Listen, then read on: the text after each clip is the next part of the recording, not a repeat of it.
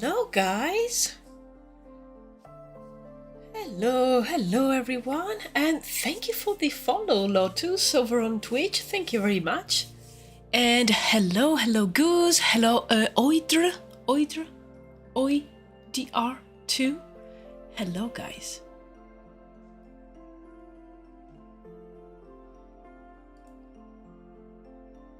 Okay, should have everything that I need. Oh, I'm just missing some.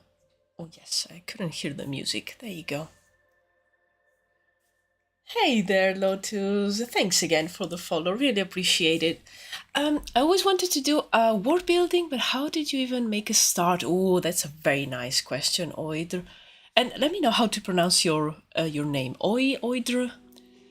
It seems like a huge project, and I'm overthinking that I won't be able to finish it, or I am not sure what to actually aim for.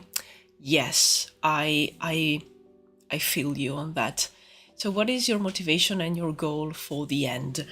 Those are very, very nice questions. I think for me, it's always changing. It's always evolving, and it's something that, it's a nickname, OIDR, okay, OIDR. Nice, thanks. Oh, sorry, I haven't had my coffee yet, so I'm not making any sense. Let me just have a sip and then I can concentrate on give you the best answer that I can. I wanted to know for the longest time why and what made you start this. Oh, thank you. Oidr, nice, thanks. I always like to ask how to pronounce your nicknames, your usernames, guys, because it is something that I like to know, and I like to pronounce them correctly.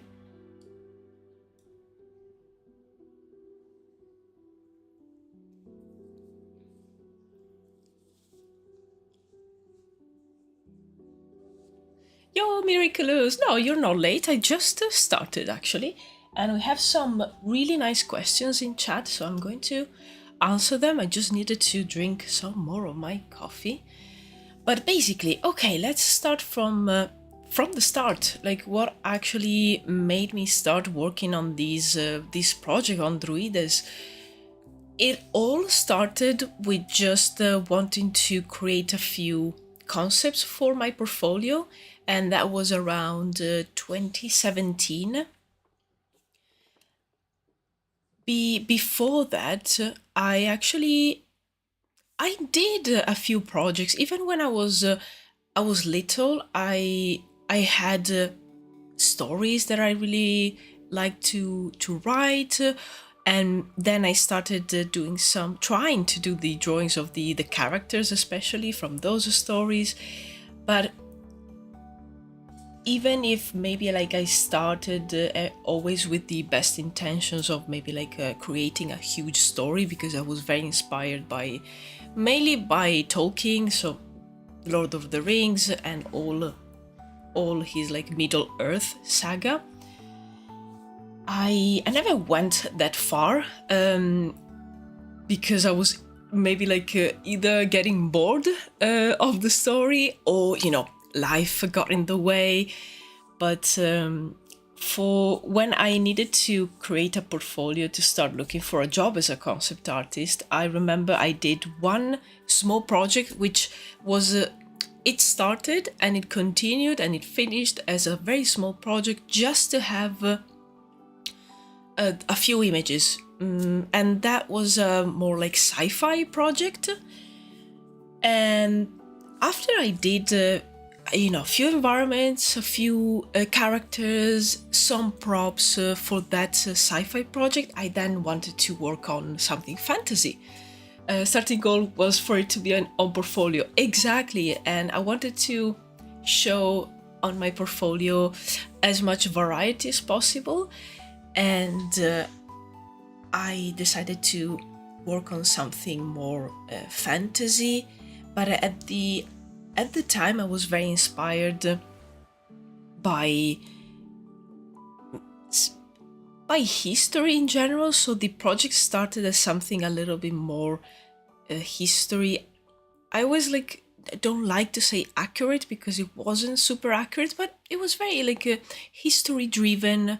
And then in recent years I decided to push more the fantasy side, just so I could have more fun.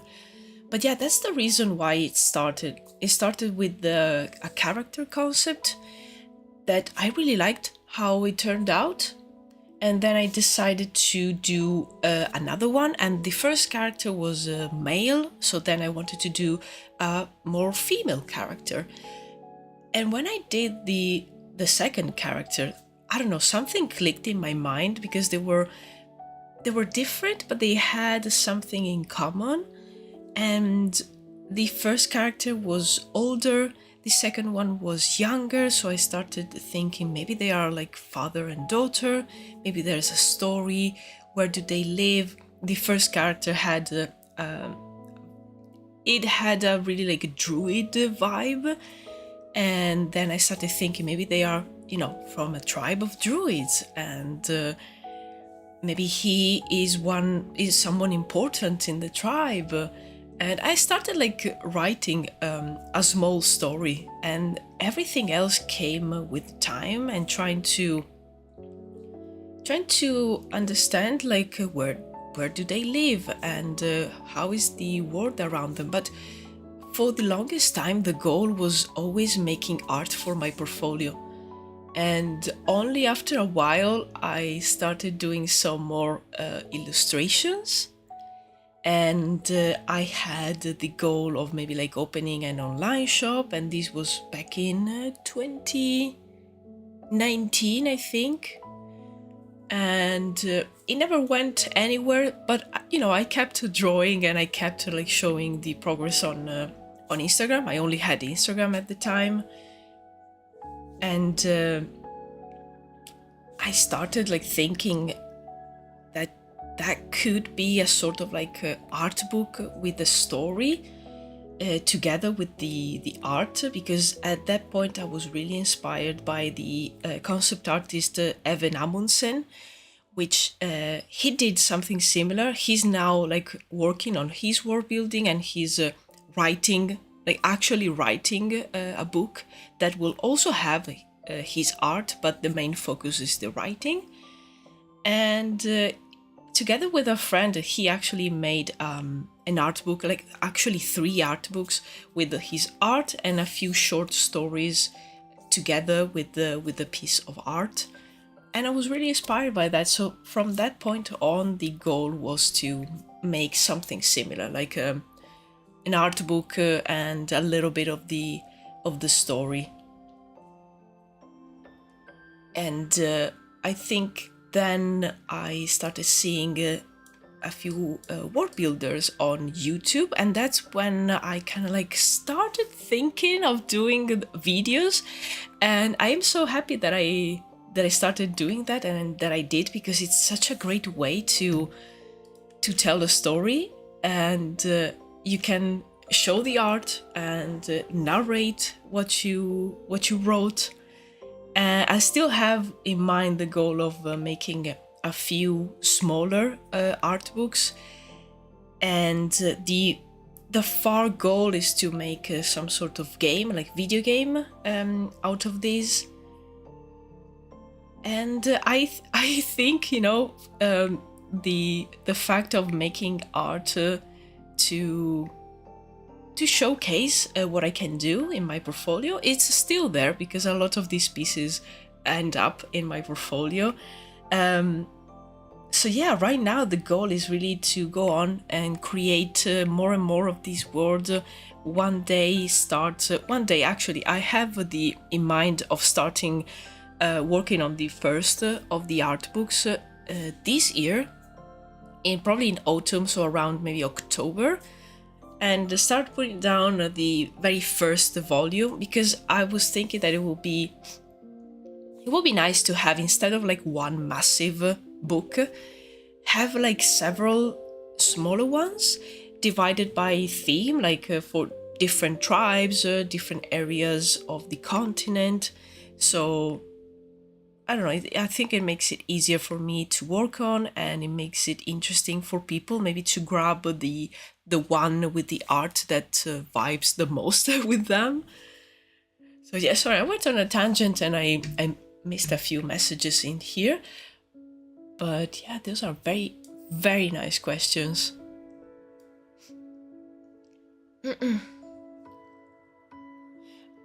It's a made up name, actually. My real name is Doga. I'm probably butchering them. Doja, which means nature in Turkish. I love that. Wow.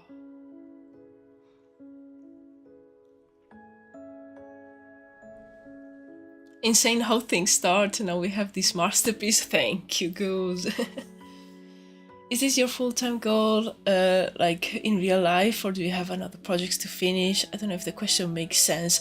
So for now, this is my main project, I will say, and I would love to keep working on it. As I said, I would love to make some art books. I'm also, recently I opened an online shop and I'm making some products. Like for now I have stickers and a few bookmarks, and some of the products are not related to my project, but some are, and I want to keep doing that.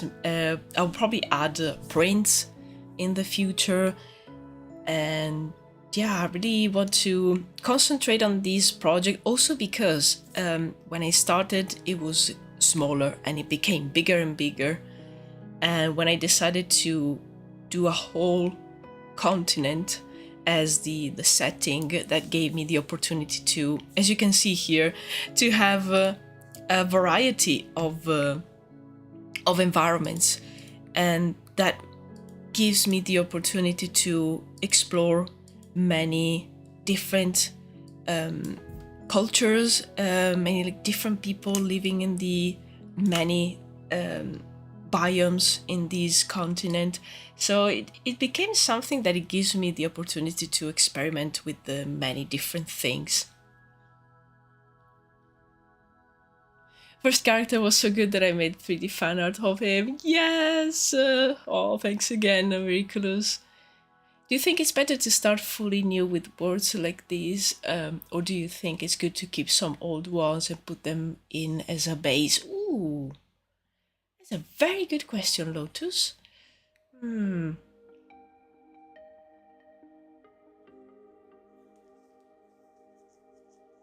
think it depends. If you're still like somewhat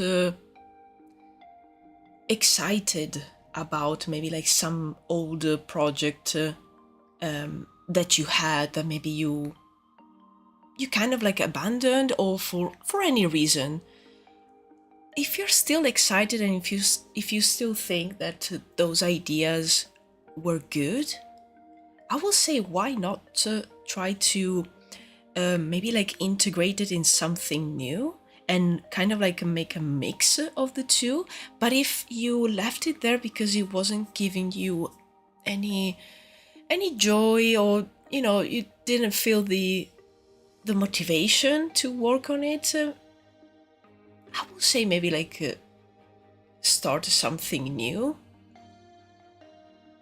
I always like to change what I'm working on, and actually this ties really well with what I was saying before, the fact that I made this project, the actual like location so big that right now I'm working on this mountainous region with this tribe of Druids called the Tribe of Stone, but I've worked with another tribe that lives in the desert, and that's completely different. Even their their clothing, their house, how they build their houses, everything is different. It feels like I'm working on something else. But yeah, I will say that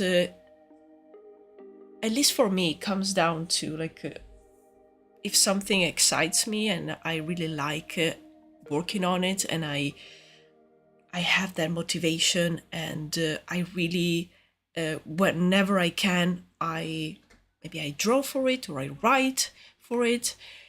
That's a good sign that you probably can push it forward.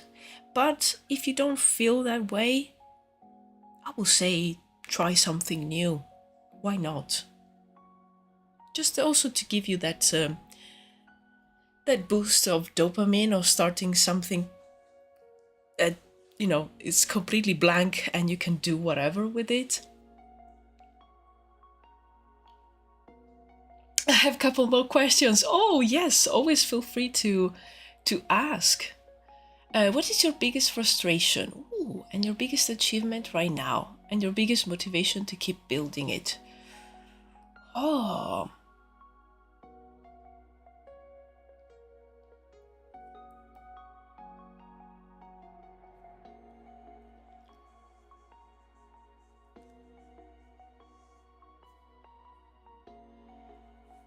I'm curious, I find this experience very unique and I want to miss a bit. Oh, thank you. Yes, Doya, aka nature. Nice. I love that. Like being called nature, that's fantastic. I love traditional drawing. Do you think it is possible to make a word in a traditional way? And how, maybe? I'm sorry, I have so many questions. No, I love that. Actually, if I could, I will activate my webcam, but I have a problem on my PC, and every time I do, my PC crashes. So I'm working on it. Guys. Soon I will probably have a webcam to make these moments a little bit more entertaining for you. But I love your questions. So, biggest frustration. Ooh, I will say sometimes the biggest one is the fact that I would love to do much more, but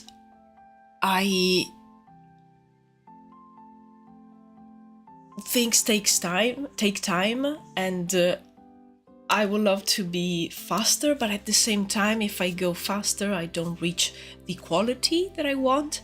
So I think the biggest frustration sometimes is the fact that I would love to produce more and advance more with the art and also the writing for my project.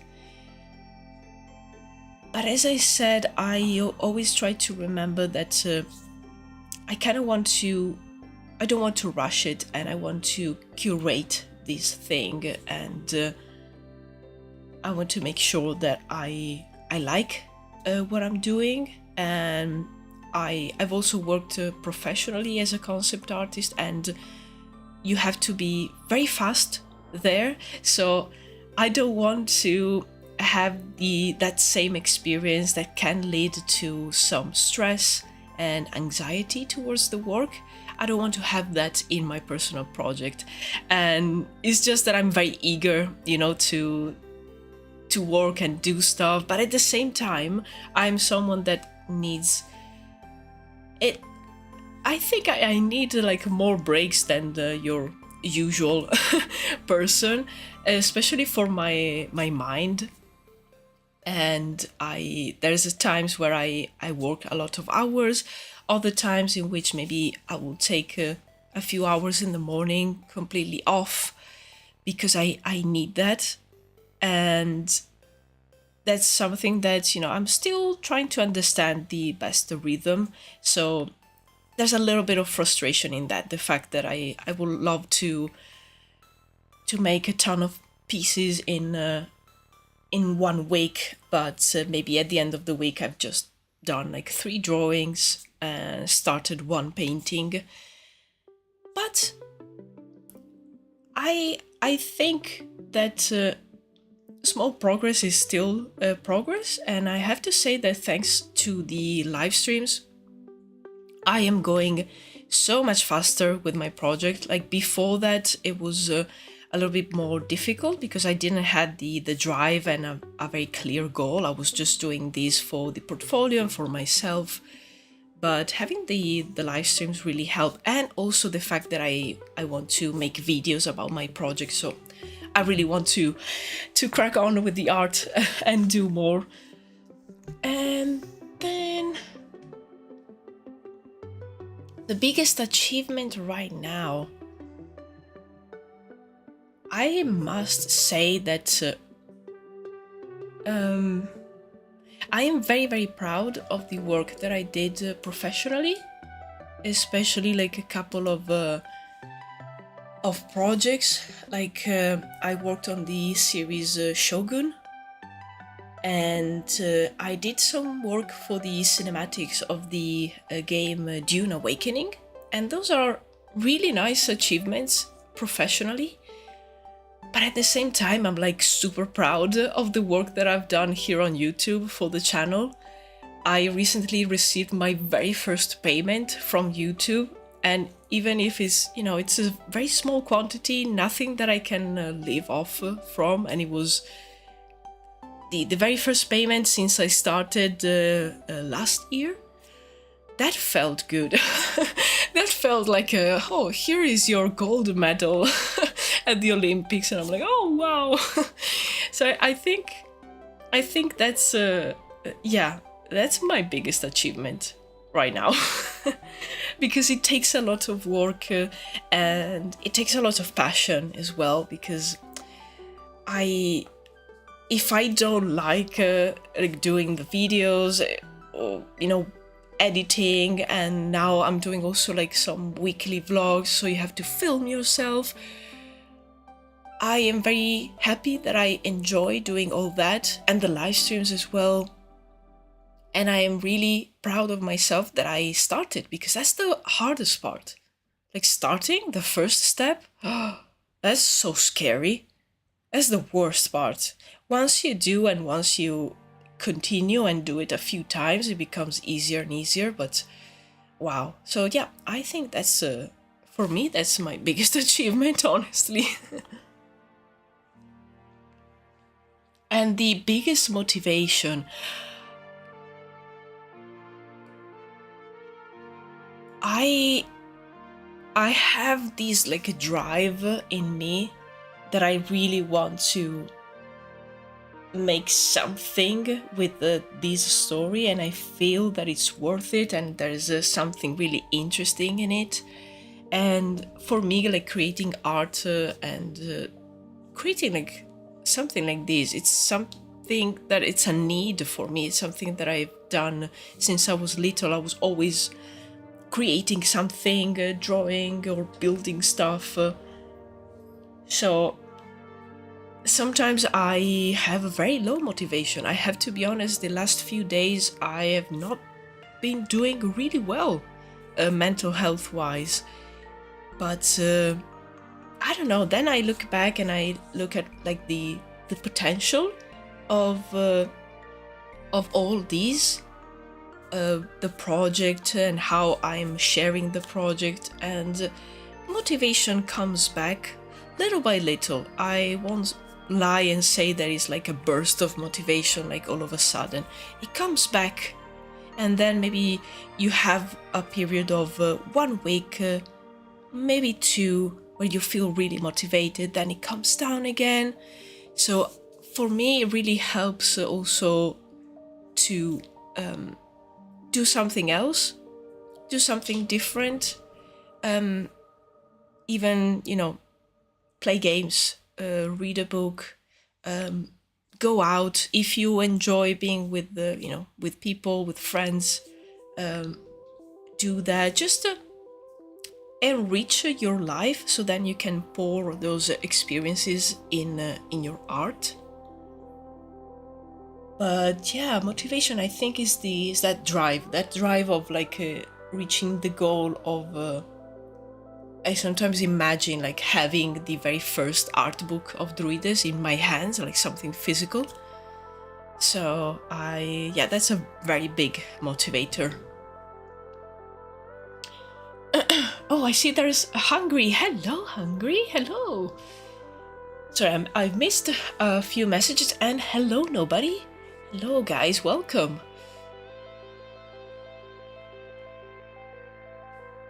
And about like a traditional drawing and making world building in traditional with traditional medium, you absolutely can. And I don't know if someone already No, I don't think. I'm gonna share with you a channel of another fellow world builder who is doing exactly that. He is a traditional artist. He draws and he paints, and he's creating his world building project. So I'm just gonna search for his channel. Because I should have. Is this one? This is the one. Yes. I'm gonna share it with you. It could be of inspiration. Just gonna pop it in chat.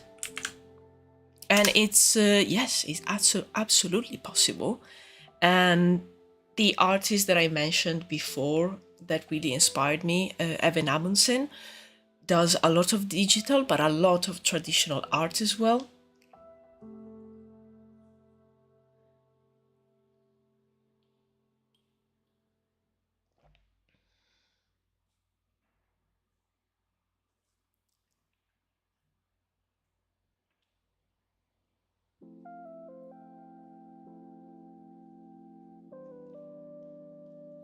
So I'm just reading your messages. Sorry, I've missed quite a few.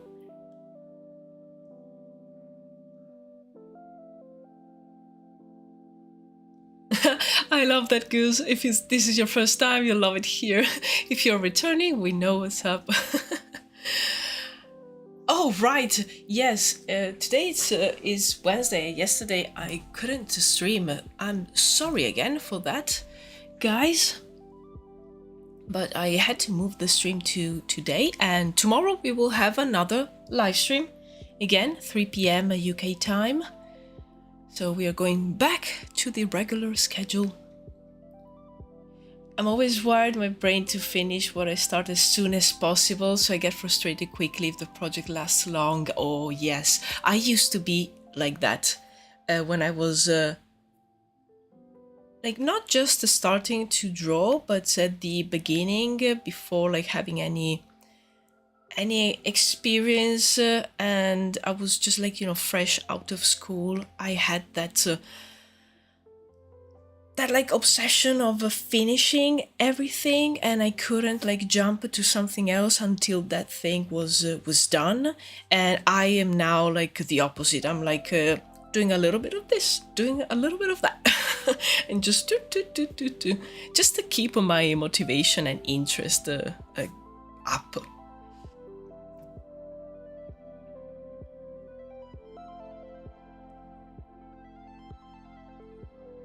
I'm worried about that, so some small progress achievement might save it, yeah.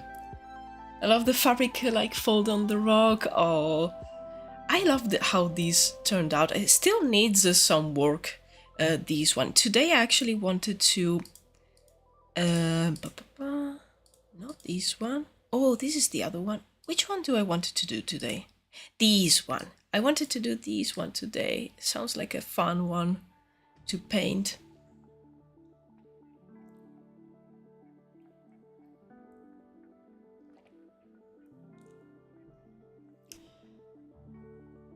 What? Wow, a nice congrats. Oh, I imagine that's that's for my achievements. Thank you, guys.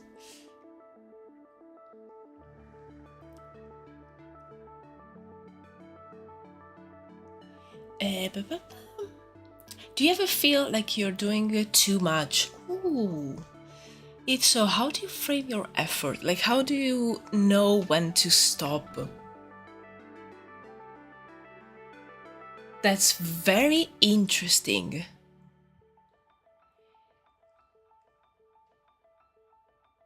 I'm just thinking. I'm taking a moment to think, and because for me,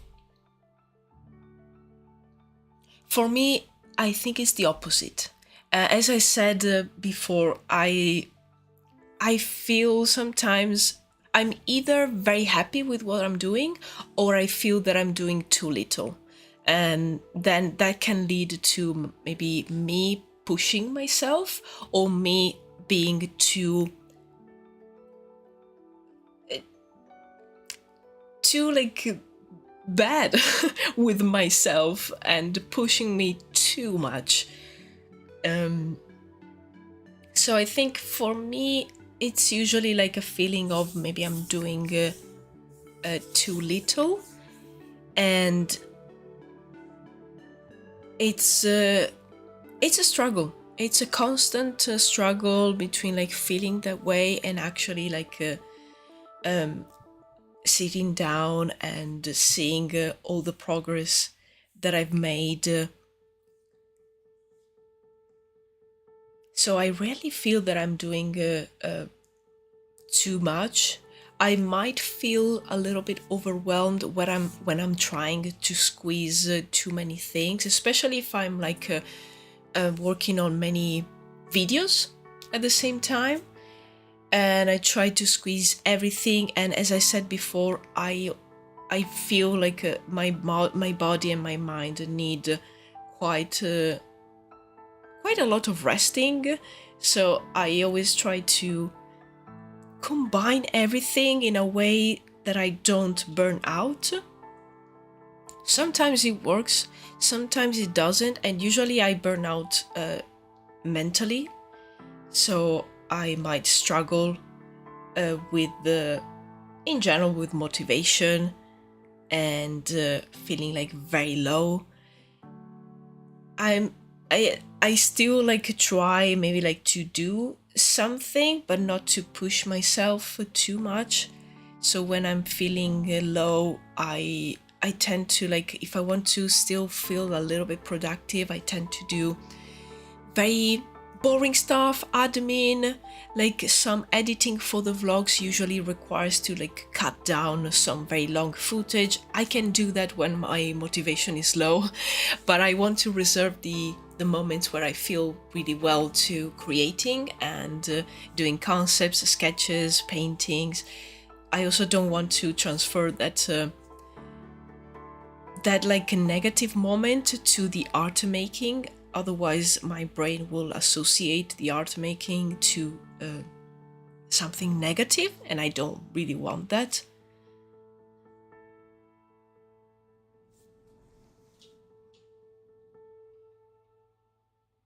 How do you know when to stop?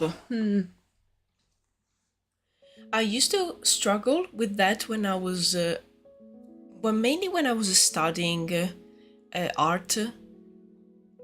I remember like for some days I was drawing for like, I don't know, 18 hours, like doing stuff. Right now, as I said, my body will let me know when to stop. And also I think like having worked professionally as a concept artist really helped me also know when to stop with a piece of art. And I still like, sometimes you struggle, like there's some pieces that you could work on it for like weeks, but other times I think the feeling of wanting to do more takes over.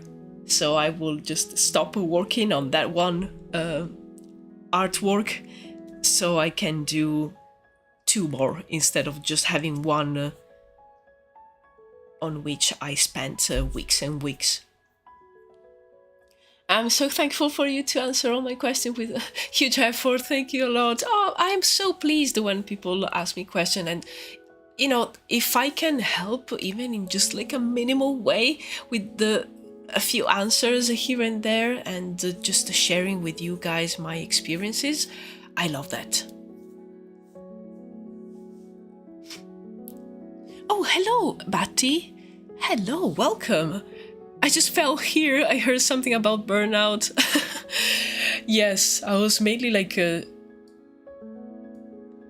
talking about how I try to avoid burnout, and I usually am like successful in that because I try to like have many breaks. And usually, like, if I'm very, very good during the week, I always try to have at least one day of the weekend completely off. and that helps a lot. When, you know, creator truly loves their community and creation. Ah, thank you, Goose. Yes, absolutely. I love you guys.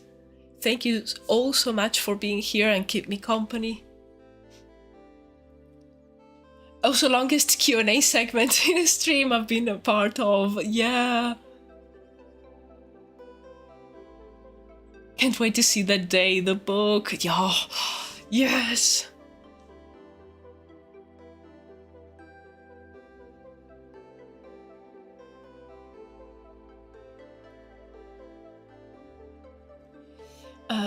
Oh, have you seen the old man building borders since the 60s through paper sheets? And a YouTuber just made a video for it that they put his paperwork together. Oh, I didn't know that. That's amazing.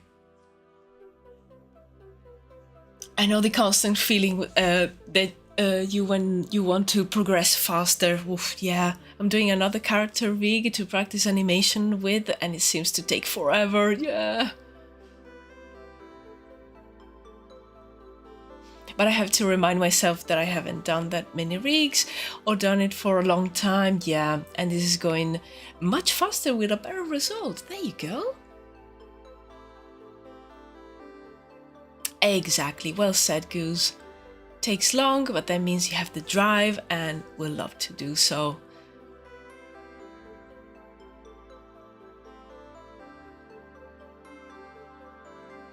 I'm working on it for 3 days now. Well, yeah, it does take long, but it's also not easy task. No, it's not.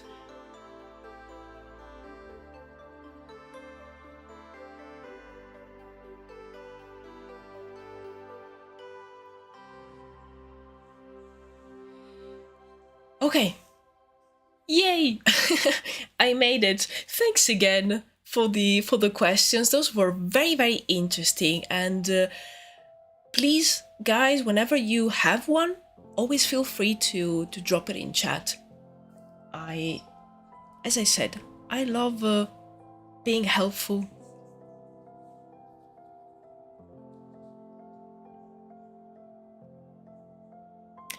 Oh, you should watch it. Send the link. Oh, probably the bot blocks the links. Oh, you shared the title of the video. Nice. We won't stop building a map to an imaginary place. It's very inspiring and an interesting way to build. Let me look that up before I start painting this environment so I can save it in the watch later.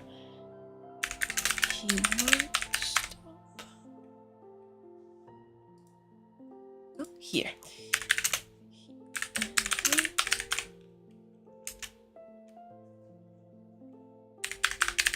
Putting a map.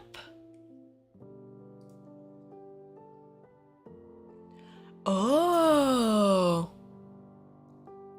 I think this was in my recommended at some point, but I haven't seen it. Thank you so much for bringing that up. I'm going to...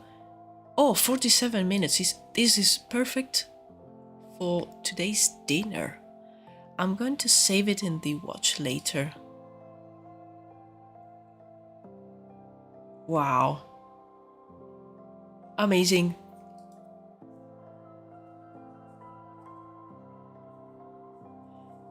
The keyboard is crunchy.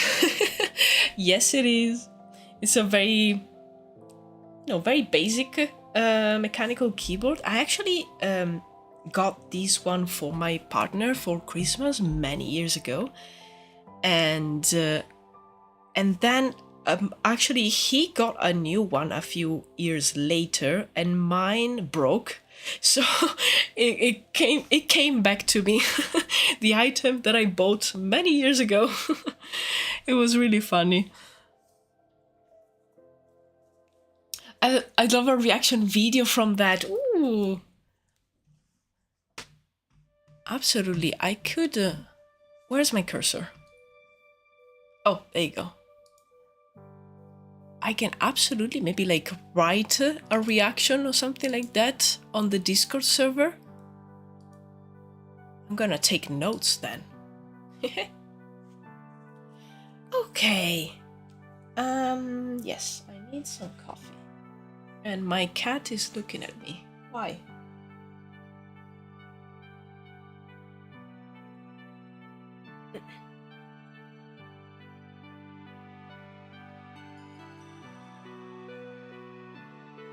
All of this without a single line drawn. We should be proud. Oh, yes. Yeah, as I mentioned, I have issues with my webcam, but I would love for like occasions like these to have it working. And in my overlay where you see the fish, the Sakabambaspis with the follow and subscribe, there actually I have already the space and everything set up for the webcam. But I have this problem and I've been trying to solve it for months and it's not working, where whenever I use the external webcam with my laptop, the laptop crashes and it gives me the blue screen of death. I don't know. I tried looking up online, tried different things, different drivers, but nothing is working.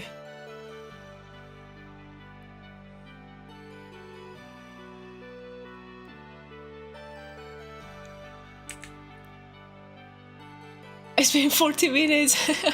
I'm sorry if I like the progress. No, don't be sorry. Actually, as I said, it was really, really fun. And I'm someone that really, like, if I want to answer your questions properly, I cannot do it while I'm drawing. Like, I either do one or the other.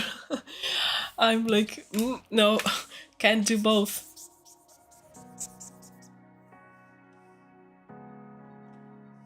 And actually, I really enjoyed it. You know, sometimes when, and this is true also when you're doing world building and, you know, you're creating something, when someone asks you questions, you sometimes realize new things about what you're working on, also about your process, because, you know, for you, your process is just that, your process. But whenever someone else is asking about that, it suddenly becomes really interesting, because you start almost like seeing it from the perspective of someone else, and you might discover, you know, something new.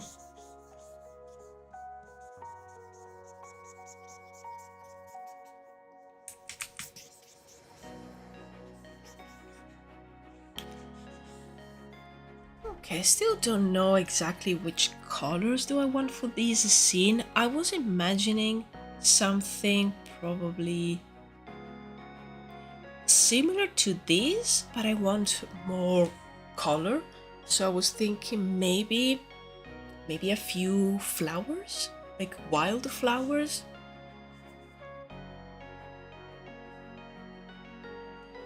So I'm gonna just pick this one.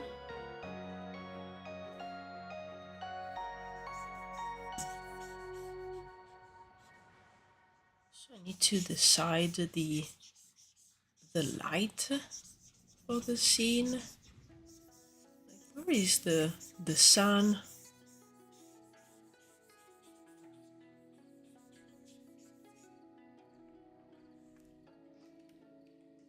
Because for now this part at the front seems very, very dark, but I don't know if I want that. Like an objective eye, exactly, yes. It's like when maybe you've been working on, like, say that I'm working on this environment and I'm doing that for many, many hours, and I'm not super happy. So then it's very good to just leave it there, come back the day after, or maybe like show it to someone that you trust and you would like to have their opinion. and it's very good because it's all like ways to see the piece from a different perspective and see what can be improved and the things that maybe they need a little bit more work or they need the changing.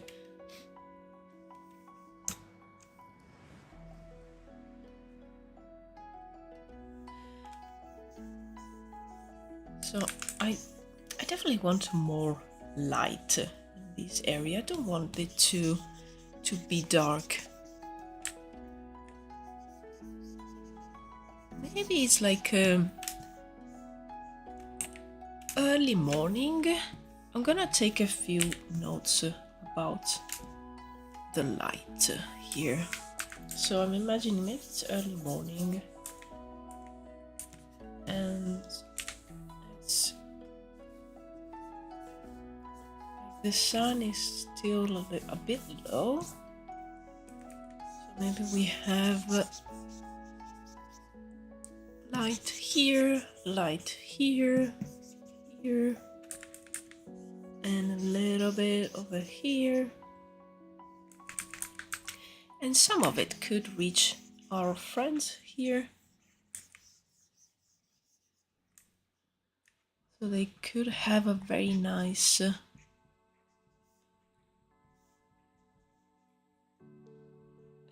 how's it called? Rim light. And maybe we have these parts here in shadow and the light kind of like from there.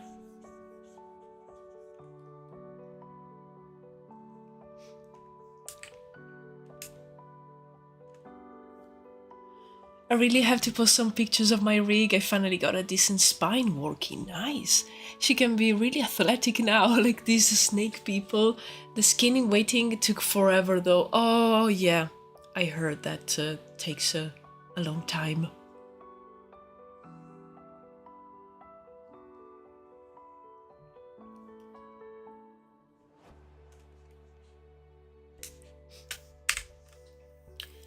Okay, I think this kind of light situation is good.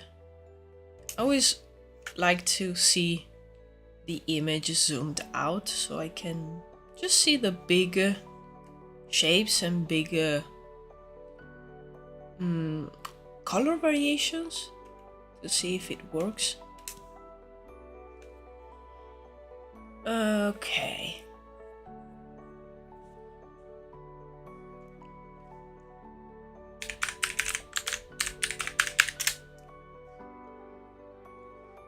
These layers are so messy.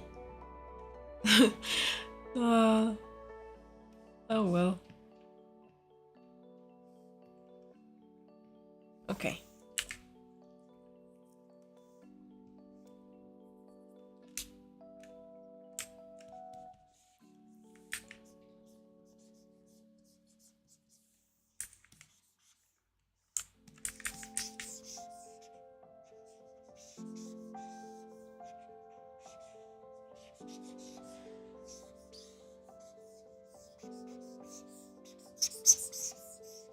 Apologies if you can hear some sounds, but I have the window open because it's not super hot today, but it's still kind of warm, and we have very strong winds outside, so you might hear the occasional like swoosh and the curtains moving.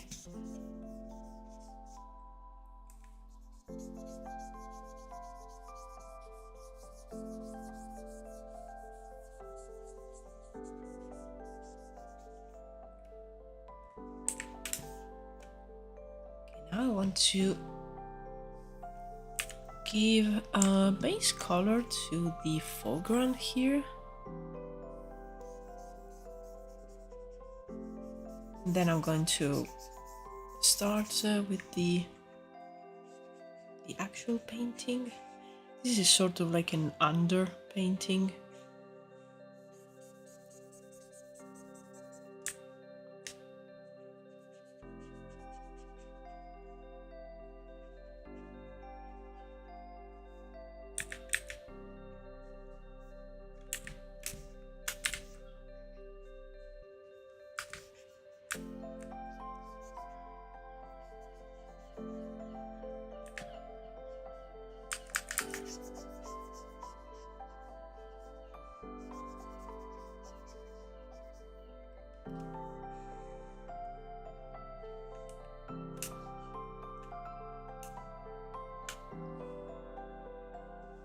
I always wanted to be able to really pose my characters so that I can make renders and you can see what they're doing. It is really exciting for me. Yeah, it's so nice because when you see like a character model, it's so nice when they are like posed based on maybe like who they are and what they do, and people that play with very like dynamic poses as well. It always makes it very, very interesting to look at.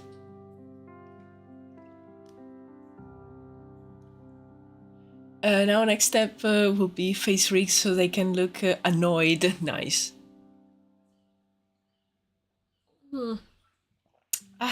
That was the last sip of coffee. Now I'm going to swap to good old water.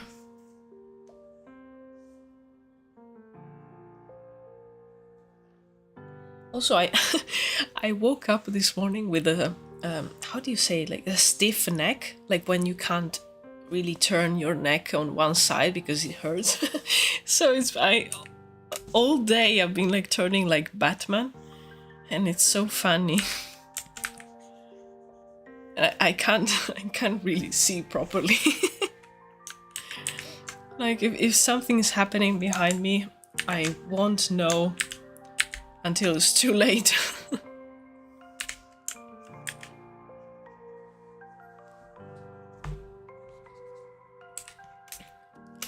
Okay. I think I'm going to make the line art a little bit transparent. Yes, also this one.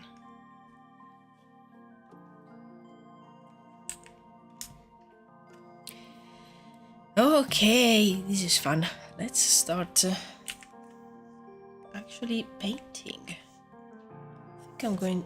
Yeah, I've used this one last time. I really like this brush.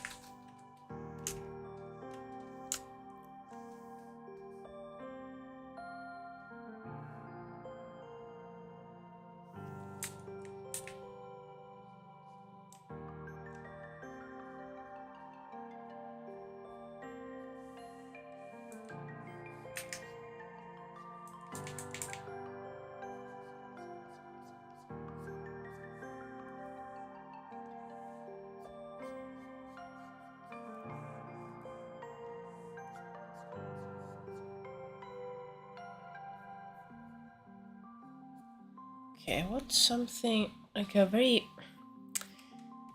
opaque brush because I want to establish the shapes. These are a little bit too transparent, maybe.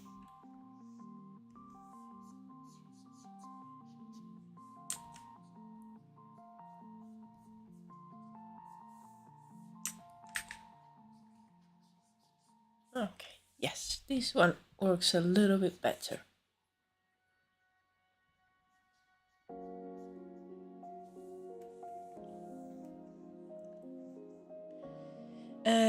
Also, light comes from back there. Okay, to remember.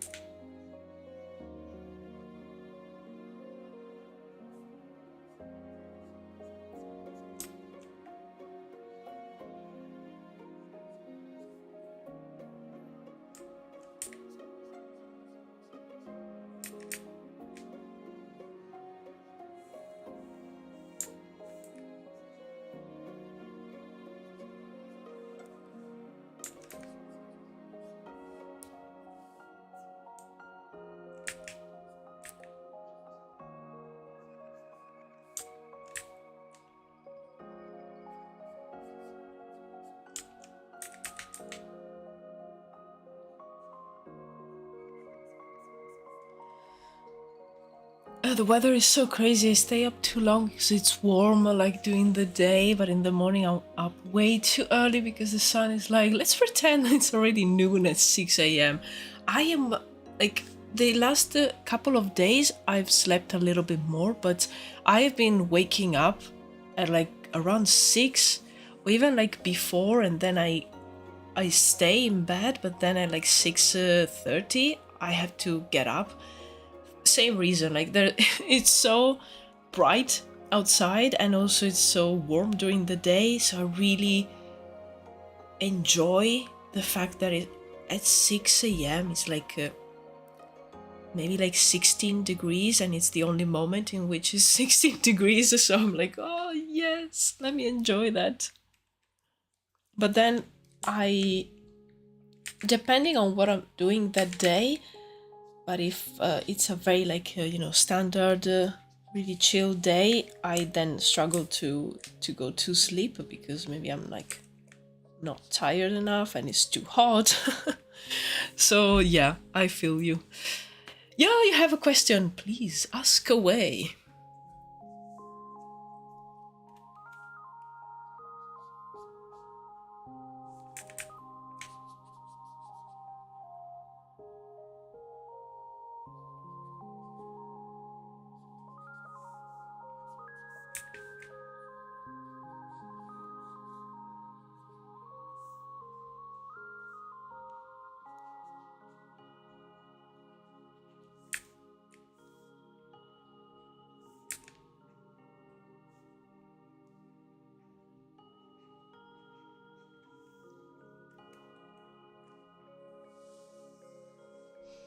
Do you think you found your final profession? Are you happy where you are? I'm always a struggle with this. I have too many activities that don't know where to progress actually. I feel lost many times. I think that your experience is very common and is shared among many people. I only know a handful of people that feel that they found their profession and they've been doing that for maybe like for years, and they feel that it's probably what they are going to keep doing for the rest of their lives.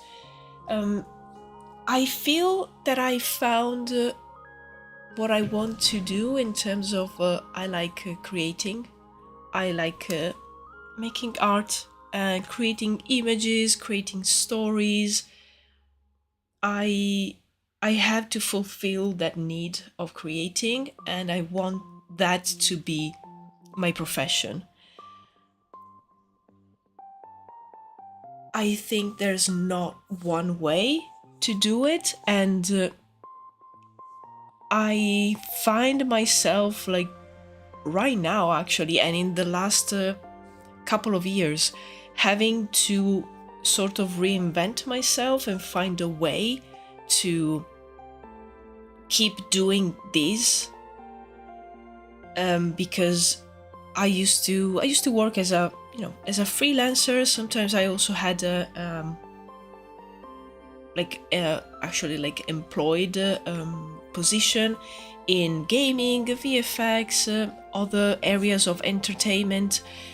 And in the last couple of years, work really dried up, and mainly because of the general economy is not doing well, also because of AI. So AI takes away a lot of work because a lot of projects, it's more important that they are done as cheaply as possible and as quick as possible. They don't care about doing it right, doing it well. They don't care about making a nice product. And this is true both in VFX and games and other areas, advertisement especially. And that made it so that it's very difficult to find a job right now. So I am very happy that when I still was working with one of my last clients last year, I started doing the live streams, and then I started doing the videos, and right now it's so hard to find a job in my field that I actually finding it more possible and easier to make the live stream, YouTube, the shop, my project, making all these package my actual job, and being like completely like self-employed and building a business out of this, which is insane because it's a very difficult thing, and the odds are usually against me. But when you put those odds against the current environment and current like economy, I'm like, whoa, I have the same probabilities of becoming a YouTuber than finding a job. And I laugh because I don't want to cry. So I'm like, you know what? Let me try this. Why not? Why not? So I feel that I found what I really want to do as a living, but that is not like one job. I want to find many ways to do that and pay the bills. So my ideal situation for the future will be to absolutely continue doing what I'm doing right now, and occasionally have clients and do freelance and do commissions. That is my ideal. Do a little bit of everything. Learn also like more, especially right now I'm trying to learn a little bit more 3D, and I'm learning Unreal Engine, and all is like voted to create more for my project. But those are skills that could be used in other jobs as well.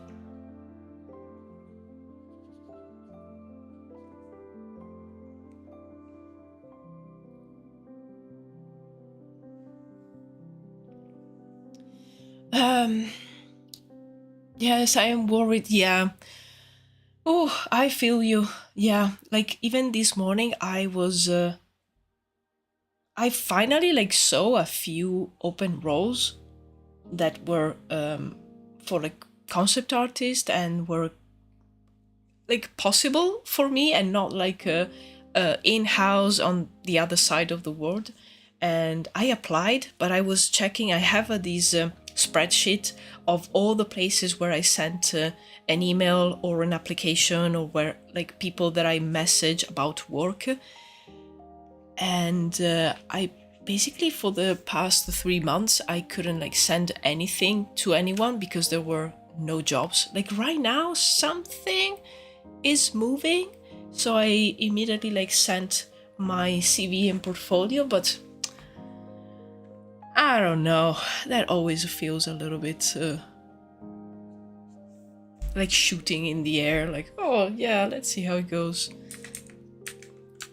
I still do it because you never know, and I got all the jobs by just applying.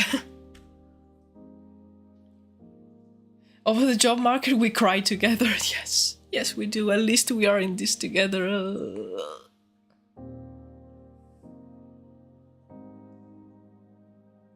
I graduated with an engineering degree, and I'm now doing commissions instead of a job as well.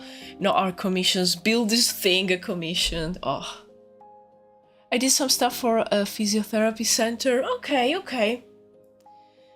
Yeah.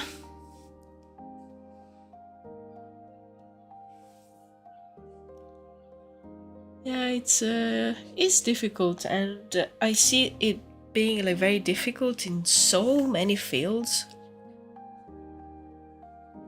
Like it's always been very niche, especially like concept art. But now I'm seeing like friends in completely different industries struggling. But yeah, if someone asks me like, oh, where do you see yourself in 5 years? Oh, I will be inside the data center that I conquered, me and my mates, and we built a fort out of it, and we played, target with some undisclosed people that have a lot of money. We capture them and we use them as target. Yeah, that's where I see myself. Maybe less than 5 years. Let's do that in like 6 months from now. Guys, do you want to join me? The more the merrier. I'm normally a UX UI designer. I can't land a job right now. Ugh, yeah. I was working freelance, but my client's gone. Same.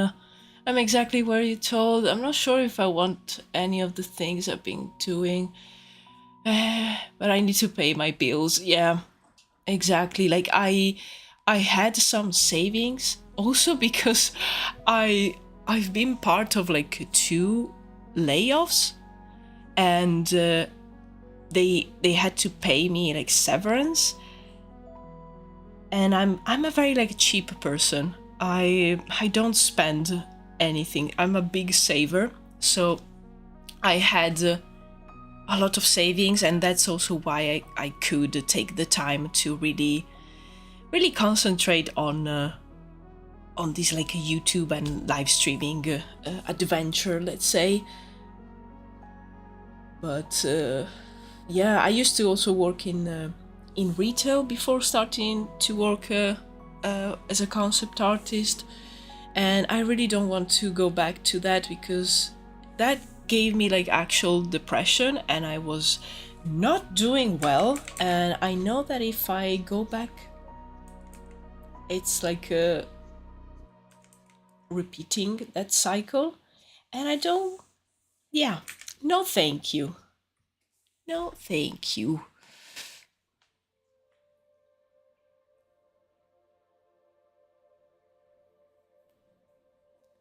When I apply on LinkedIn, I feel like I'm just throwing my paper CV from my balcony. Yes, that is the perfect image.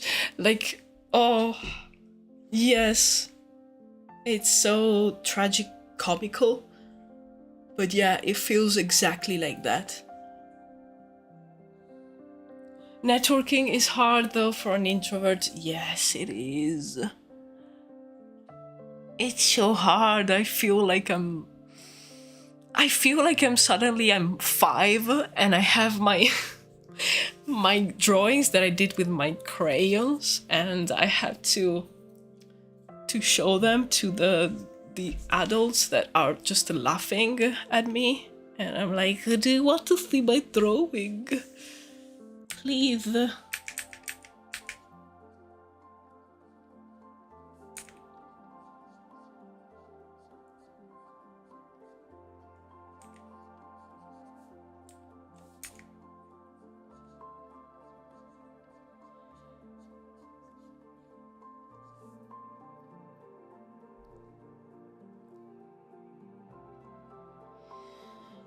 To be honest, I'm not unsatisfied with my commission. Okay, that's nice. That's nice. If it's still like, oh, I built a walker to help paralyzed kids walk again. That's amazing. Because I mean, if it's something that maybe is not exactly what you want to do in the future, but it's still tied to your expertise, you could always like maybe learn something, or even like learn something about yourself. So maybe like working in a field that you hadn't thought about working in, and you discover that you like it. I try to see the positive. I'm studying and saving for masters. Nice. Oh, bro, what are the goats gonna eat over that is barren rock. Don't you worry, I'm just putting the basic rock right now, and then this whole part will be filled with the juicy grass and sweet wildflowers. Well, I'm aiming for masters and maybe land a job in academy. Nice. I actually through networking and the handful of times that I was able to do it, I actually got to meet this wonderful guy that organizes these courses for kids that are in college. So they are just before going to university, and they are courses focused on VFX and gaming development, just to give them like a sort of work experience. And I've been invited a couple of times to give the students some feedback, and I really enjoy that. So that's actually like something that it will probably be an ongoing collaboration whenever they need someone for some concepts or some storyboards. I can always jump in, they can always call me, and that's really interesting. So I might also in the future do more in the academic side of things.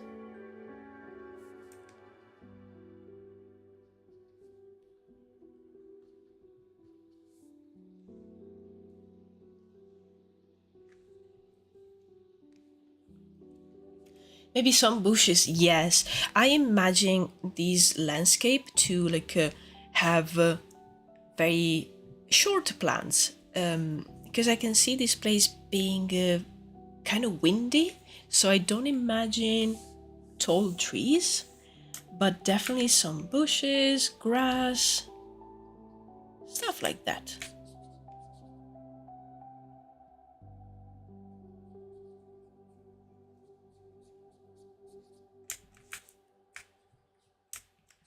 But yeah, don't you worry, guys. The goats will have something to eat really, really soon.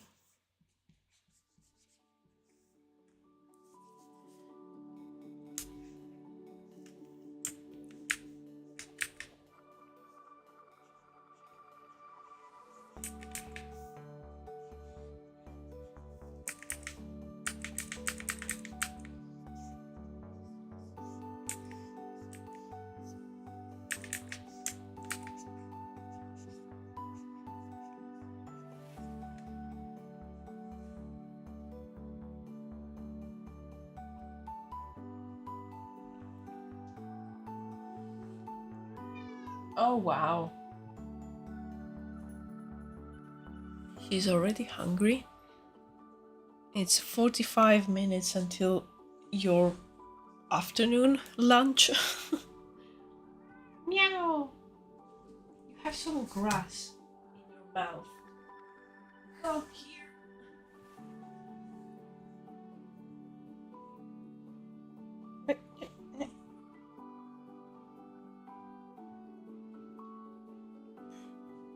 Guardate. No, no. Okay. Sorry. She had some grass stuck in her mouth because I brought her out in our little patio before, and yeah, she loves to eat grass. Okay. Oh, another question. Yay. I see some Mongolian people as a reference. Do you have a tradition, tribal place, a culture maybe that inspires you mainly on your project, like from the real world? So the cool thing about having made this project and the place in which is settled so big is that it gives me the opportunity to have a very different people, and for every group I have some reference that is tied back to the real world. And for this tribe in particular, exactly, I have the Mongols are the main focus and the main inspiration, especially for the clothing. And then I have, a mix of traditions of other cultures as well.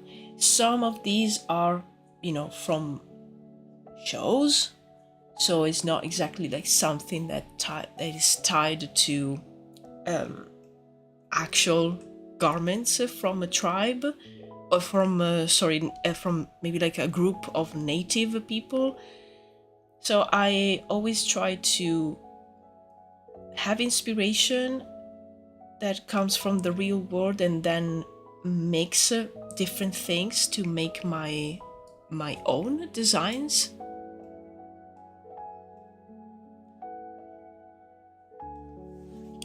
So I will say that there is not one for the whole project. The only like thing that ties everything together is the Druids. So I will say the Celtic traditions and the figure of the Druids is something that I took a lot of inspiration from, and I don't want to follow it like 101, but I'm going to use it as a guide, and all of the Druid tribes will have something that ties back to that. But yeah, for the clothing and also like maybe objects, lifestyle, I will refer to maybe like a selection of real world references and then mix them up.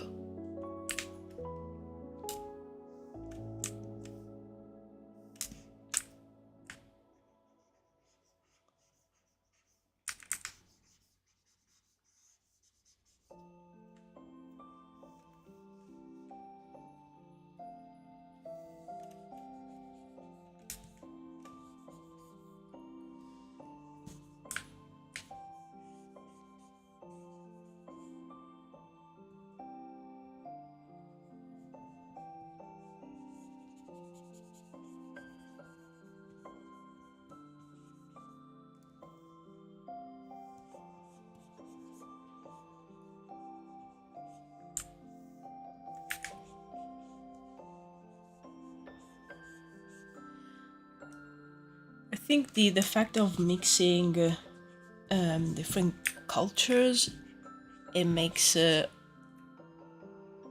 also the process of finding the references really fun, and it really helps me to create something that maybe like feels like something new.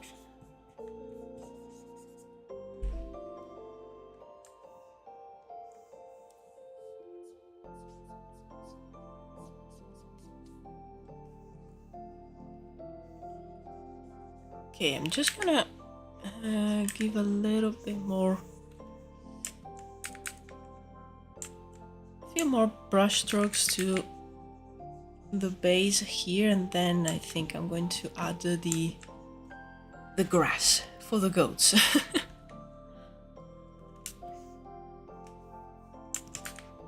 Because yeah, right now it's looking pretty bleak.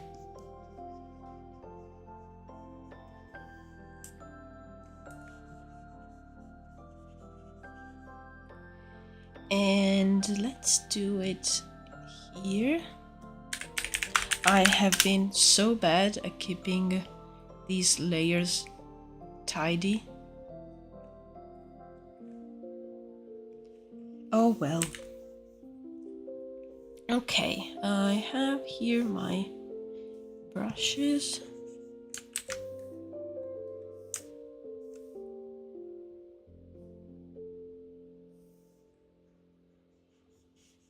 Okay, this one is perfect just to put down the color.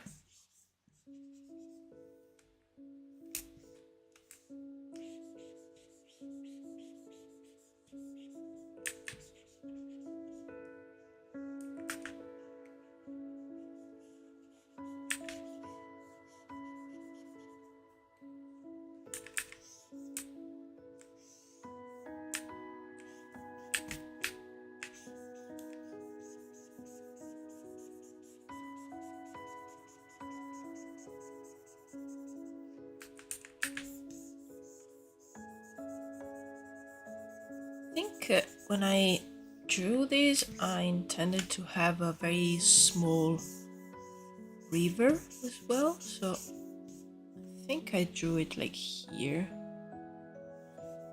Need to remember to add that one as well.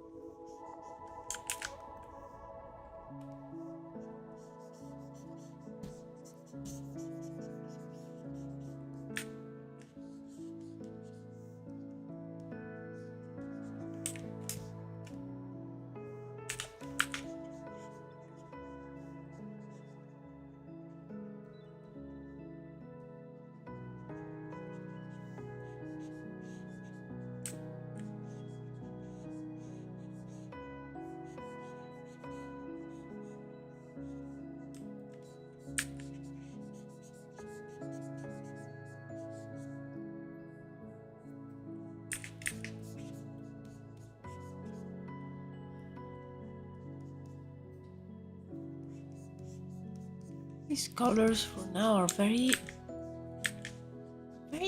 pale, like it almost looks like it's a watercolor.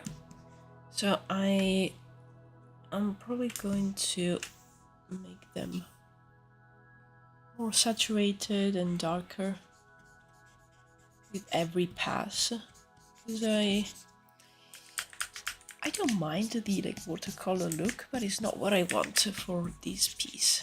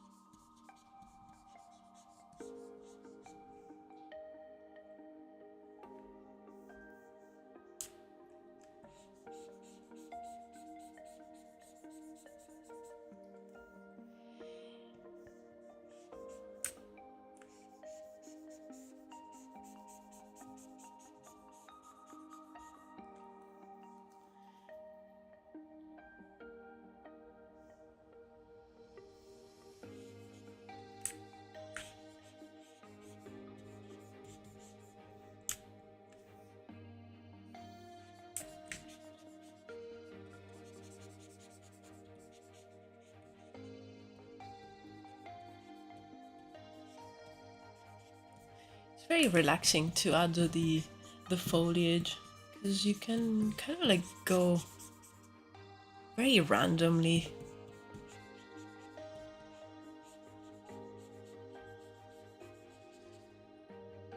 And you still have to think about the shape that it's underneath, but it's really freeing.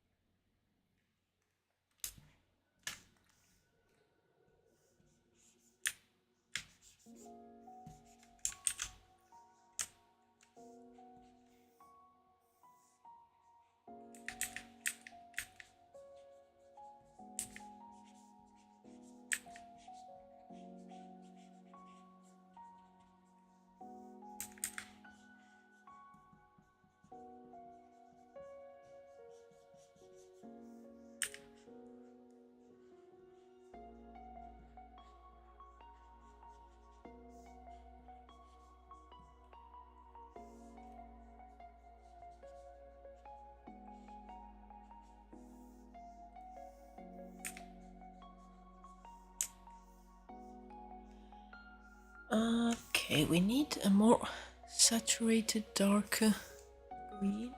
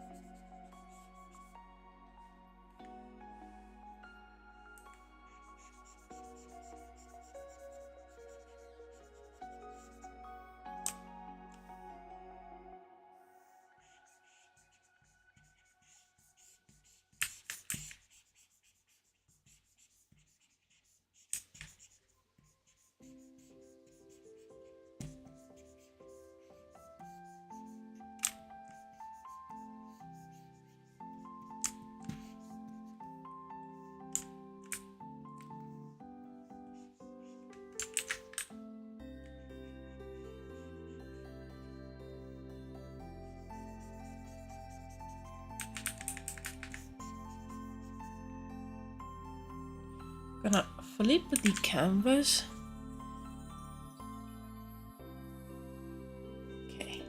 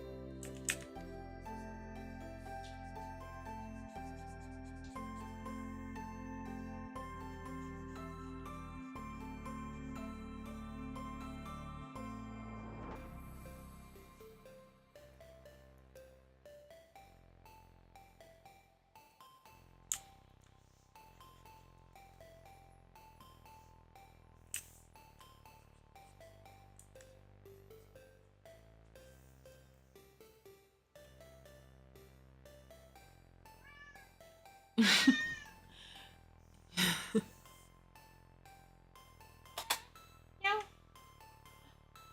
Meow. Mm-hmm.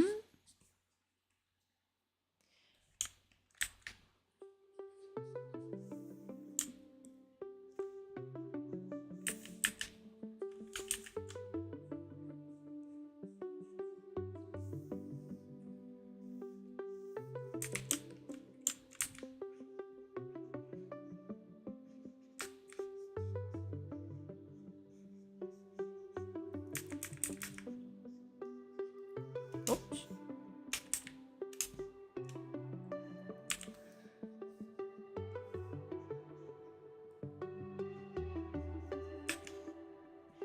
Why?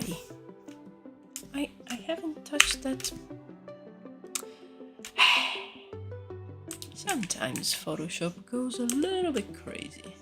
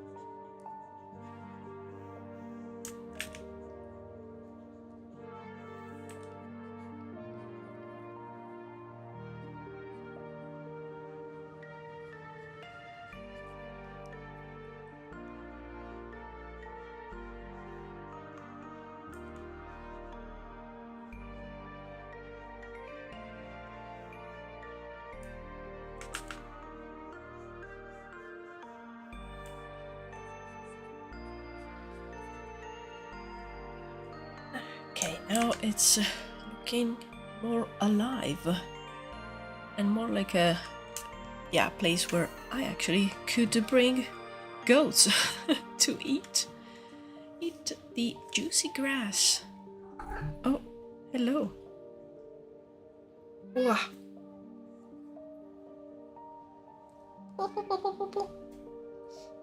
Oh no. Oh, okay.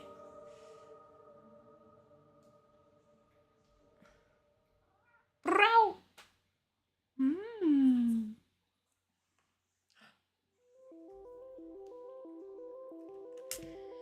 As always, she's asking for her food so early.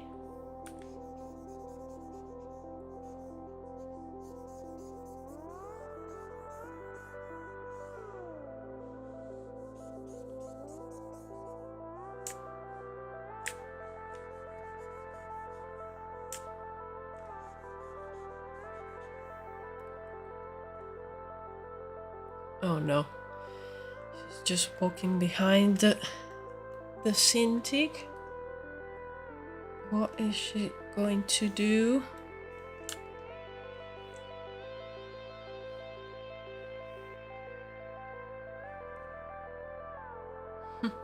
Oh no.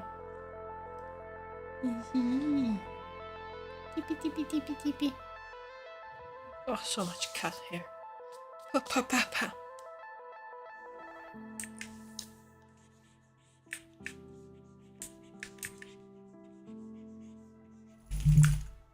Mm-hmm.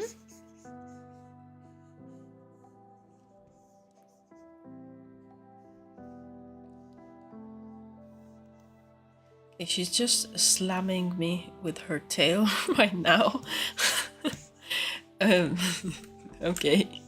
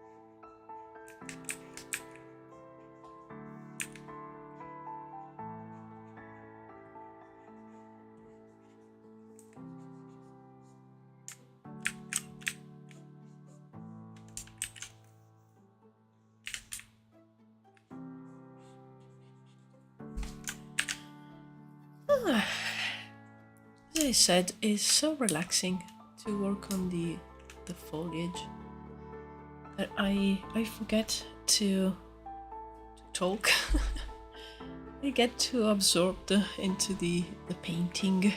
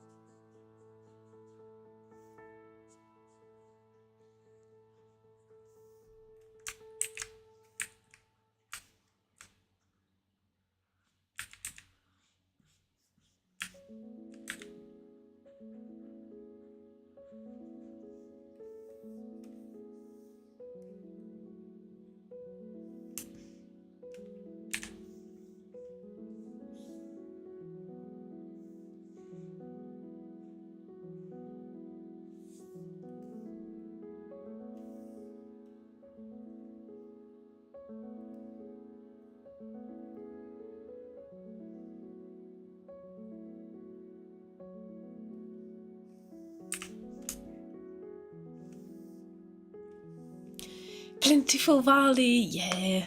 Now it's it's looking a little bit more alive. I also want. Remember, I had some brushes to add like small flowers. Maybe something like this could work.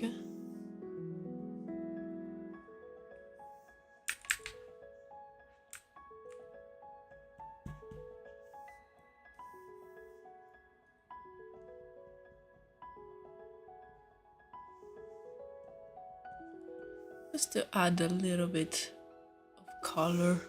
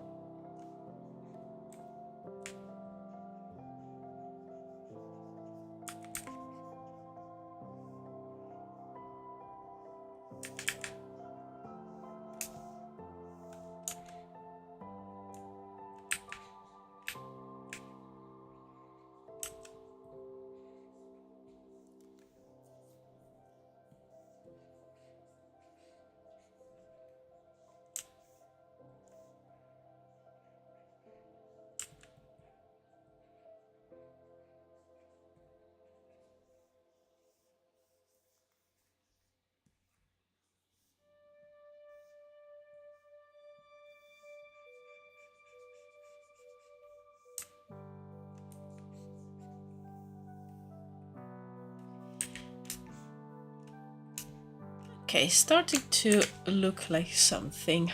I'm going to take a small break now so I can feed my cat who is behind me and it's looking at me like she wants to kill me. She's very angry and hungry. And when I come back, I think I'm going to give some basic colors to the figures and then go back to working on the mountains. I think the valley itself, this is a very good base, it gives you an idea, but I also want to add a visible path and just make it, just work on it a little bit more and add more details, add more colors. But yeah, this is turning out exactly as how I was imagining it, so that's a win. And maybe I will also grab a snack. I don't know. Let's see. So yeah, see you in a few minutes. Stay there. Don't go anywhere. I'll be back.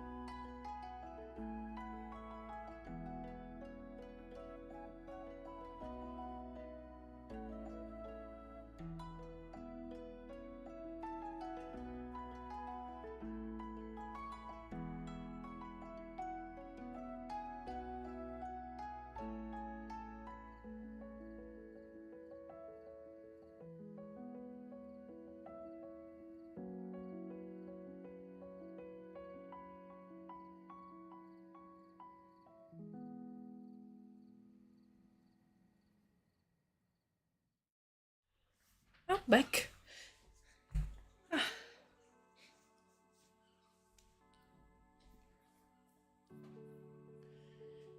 Okay, now I'm going to give some color to these figures.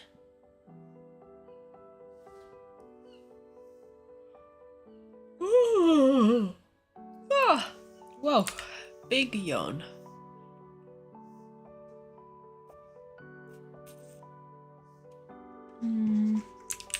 Yeah, let's use this one. And where's the other one? Just gonna take the color of the goat.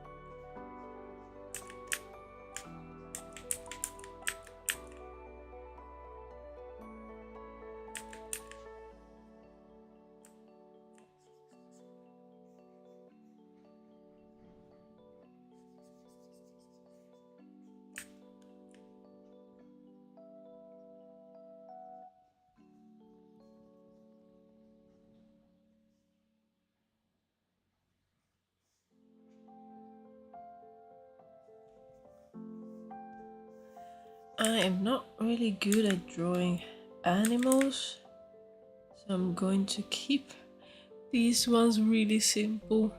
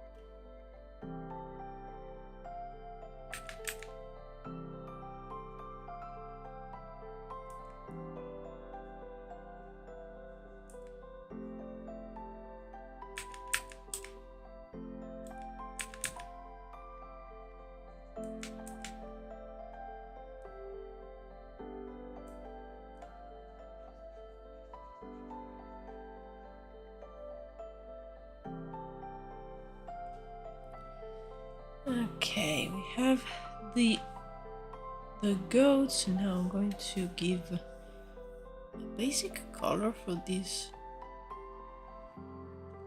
two characters,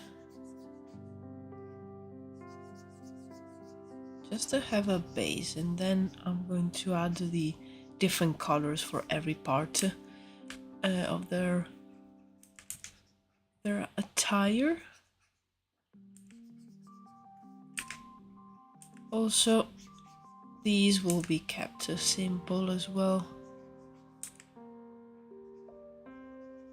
This is another of those environments that I'm going to keep a little bit rough, and in the future, if I want to come back to it and add more details and clean it up, I can always do that.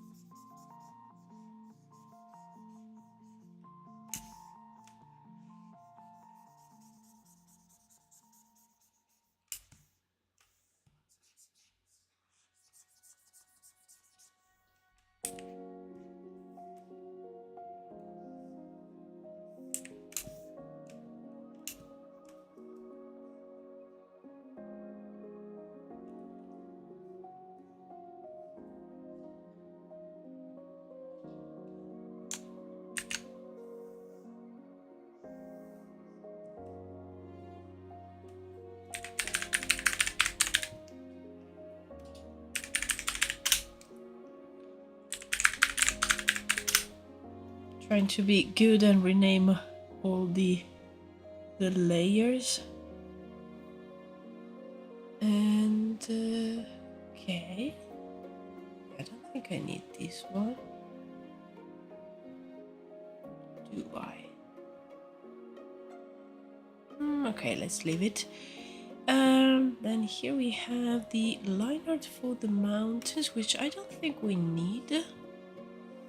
Oh yes, I wanted to work a little bit more on the actual mountain range.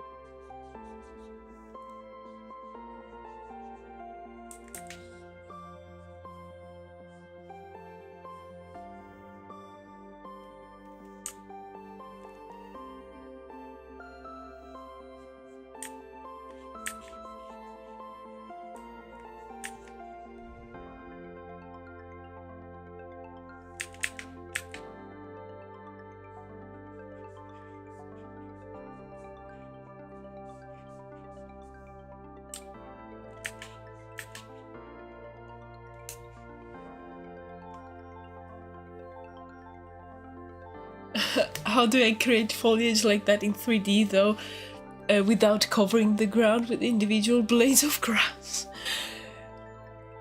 Good question.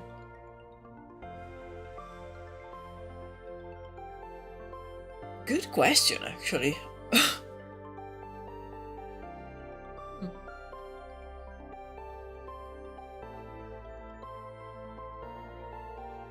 How would you do it? I'm trying to think, like probably a combination of texturing and some actual like blades of grass, or just like small plants that you scatter around. But I don't know if there's probably, you know, so many tips and tricks that environment artists use when dealing with something like this. Something to make it much faster.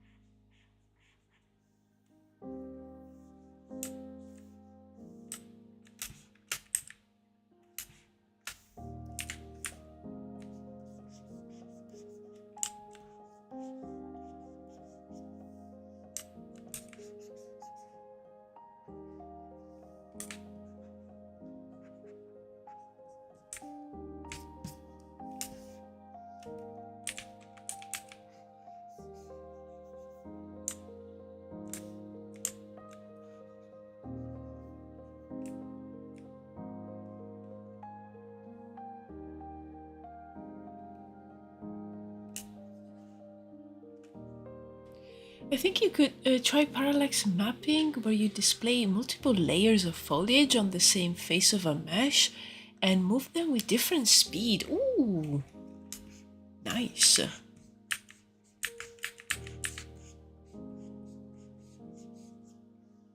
Depending on the view angle and position of the viewer. Oh, yeah. Yeah, I remember seeing something like that.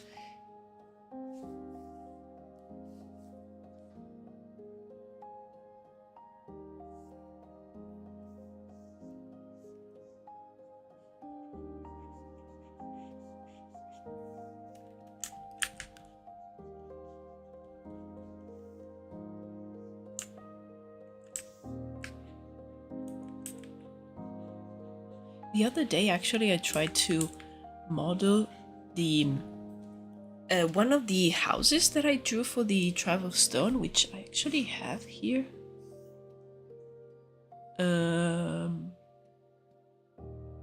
Yes, I tried to like model one of these, and I am so out of practice with Blender, and I'm happy that I tried, but yeah, I ended up like deleting everything because it was, yeah, it was atrocious. I need to try again. Probably I will ask my partner for some tips, especially for the roof, because you know I just need a very basic mesh for some paint overs, but I have no idea about many of the processes for 3D, so I was struggling quite a lot.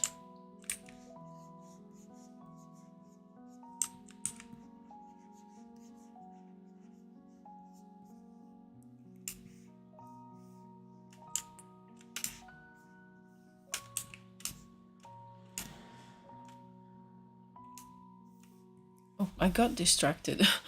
I was supposed to be working on the mountain.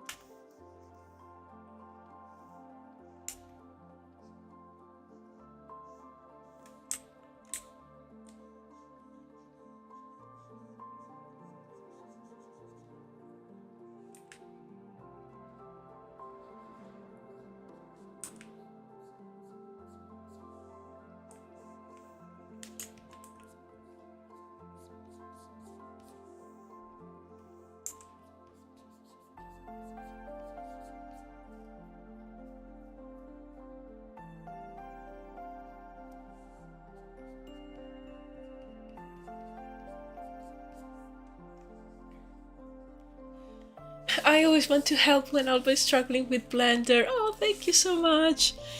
Yeah, I mainly struggle because I don't do it often, and every time I go back to it, I'm like, how do I do that? And I struggle to remember the shortcuts, so everything becomes super slow. I need to practice more and dedicate at least, you know, a couple of hours, 3 hours every now and then, so I can remember how to do stuff.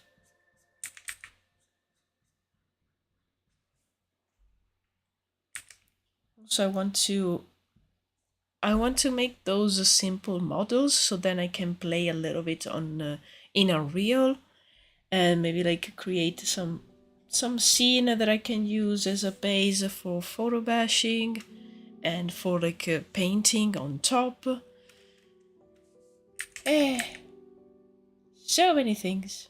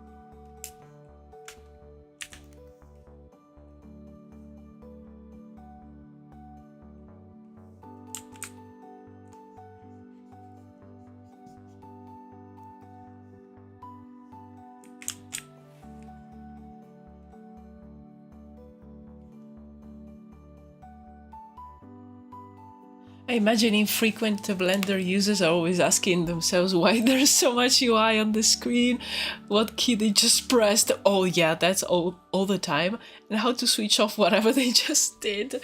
Yes, exactly. It's always like, okay, oh no, what have I done? What did I press?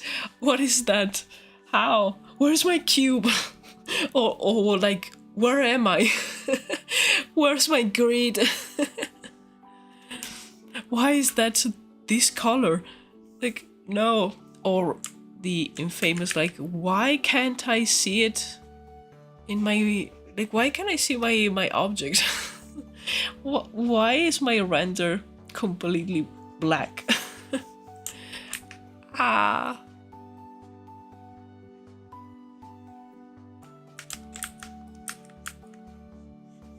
Yeah, I often forget the most basic shortcuts, and I always have to open the a PDF that I have with the most used ones. which is, I think, is the one that the guy, the Blender guru, gives you in the course to do the donut. I always have to have that one open because I always forget. But yeah, the challenge is like, okay, I've learned how to do a few things, but then as soon as I want to do, of course, something new, something different, I don't really know like what approach do I need to have. So I will like try different things, fail, and then either get very frustrated and not open Blender for for another month, or maybe like look up some tutorials and some videos online.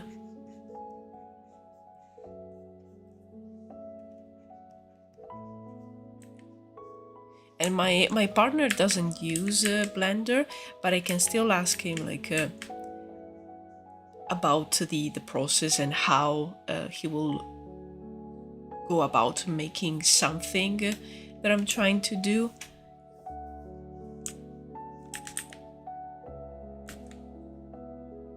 Because in the end, like the 3D programs are all very, very different. They usually have also some different names to call some things, but when it's about the process, it's roughly the same.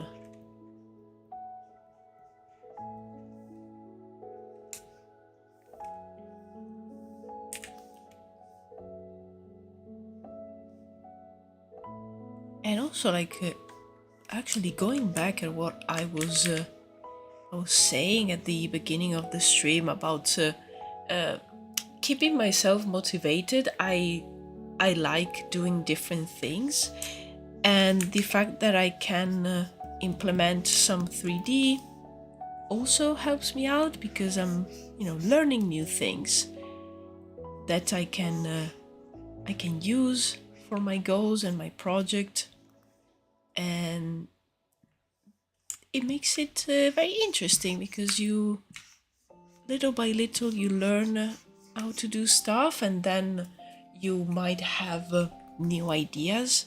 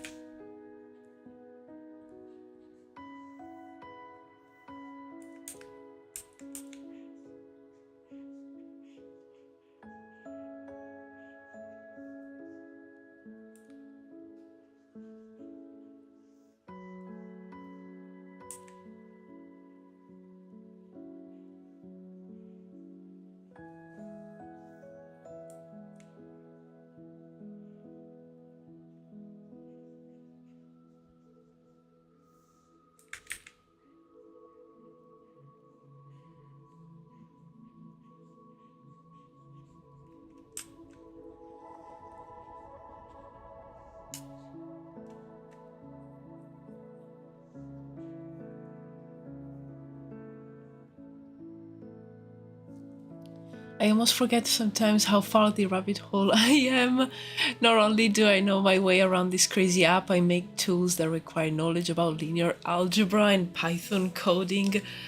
Wow. Yeah. It's so impressive, honestly. Wow. Well done. I mean, yes, it's a rabbit hole, but it's a good one, you know? It's a useful one.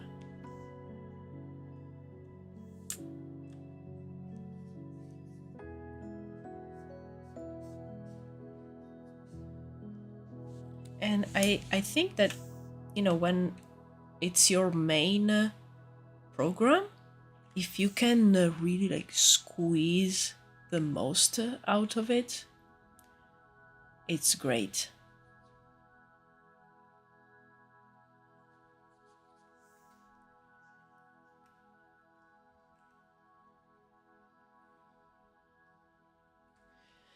I guess most people will look at me strange when they see my code or geonode trees.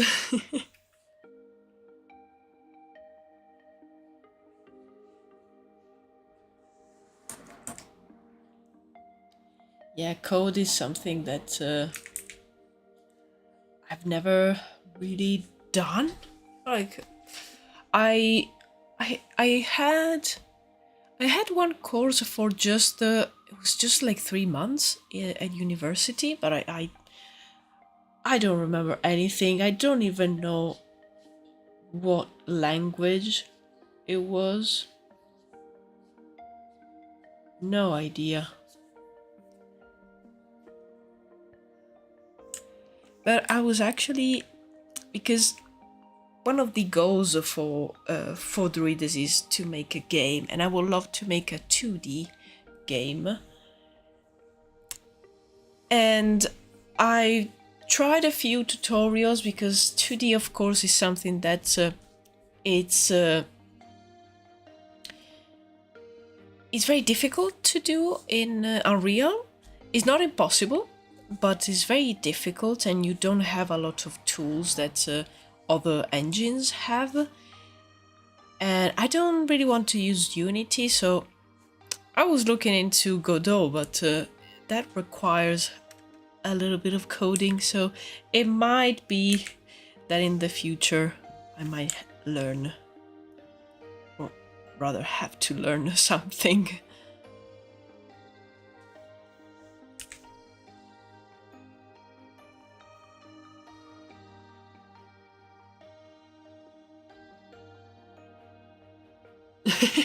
And I'm like, of course you have to dot multiply these normals and send them through Arcosine to get the rotation. Why didn't I see that earlier?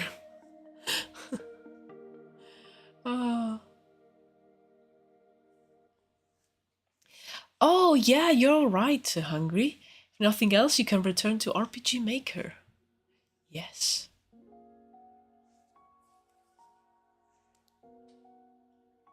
That's true. Ah, my neck.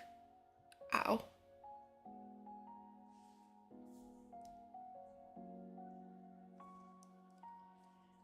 Yeah, I think I might play with the RPG Maker a little bit. Totally forgot about that. Thank you for reminding me.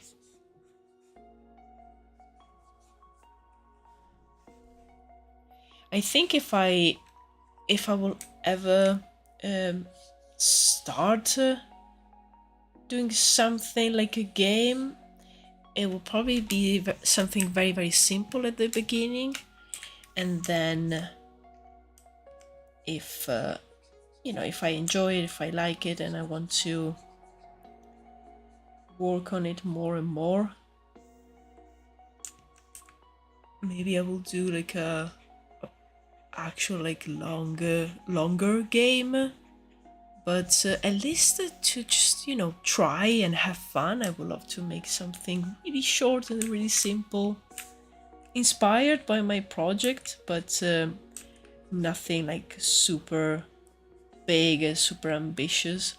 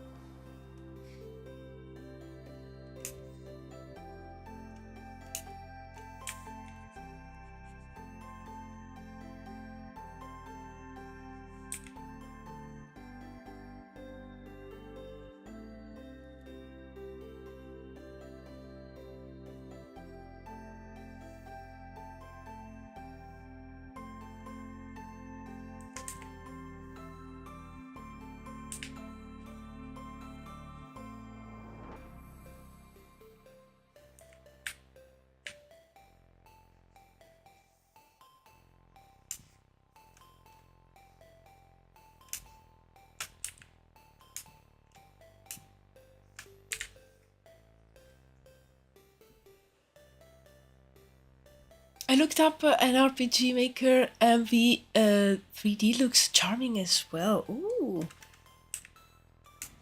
Okay, it is decided. I'm going to take a look at that because I don't know. I'm feeling like I want to try something like that, something new. Oh wow, you can apparently make a first-person game with it. Wow.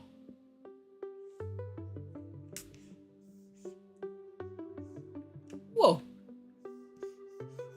Okay.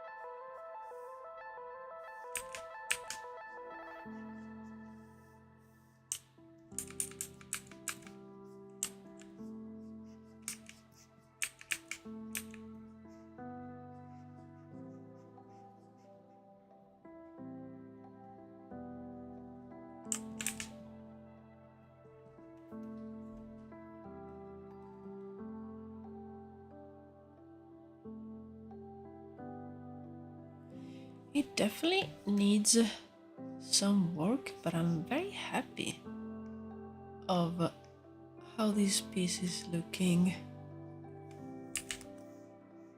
Let's see, I want to add some separation between the layers here, like the mountains in the background and the mid-ground. So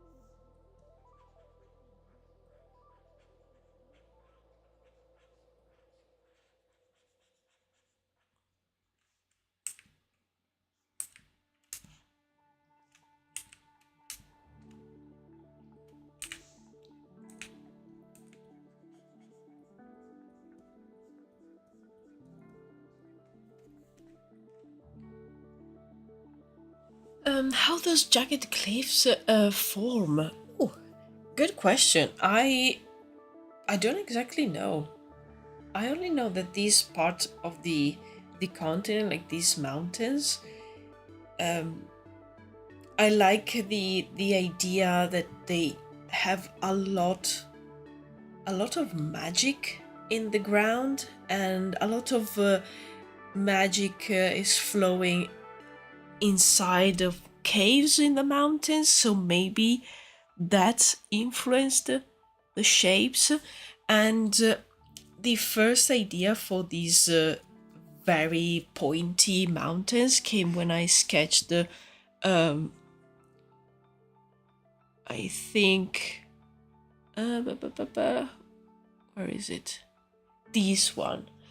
And I don't know if I have it here, but no, I don't think I do. I saw a reference of a landscape um, similar to these. Of course, I've exaggerated it, but even like these are a big inspiration, which remind me of the Alps.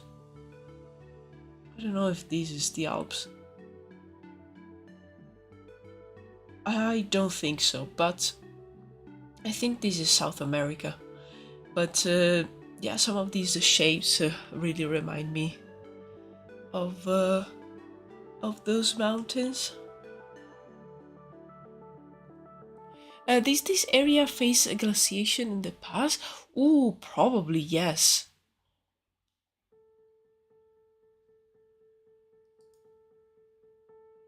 I'm gonna open the map. Because the area is these whole mountains, and of course in the map they're not very detailed. But I really wanted to show like different parts of it, like the highest peaks with the snow, and maybe like some of these the valley that I'm drawing right now. It's more towards these parts, just to showing some diversity, and again playing with the shapes, because I really want to give it a very fantasy vibe.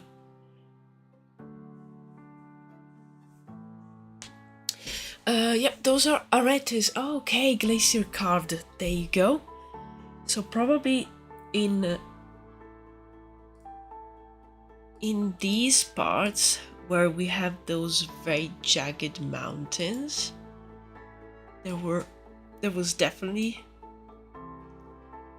some glaciation, some ice involved. I wonder if it might be on the more like northern side. That's Patagonia, I think. Yeah, it really seems like it. Also, like, you know, the rocks, these ones, the color, and the trees. It really feels like South America.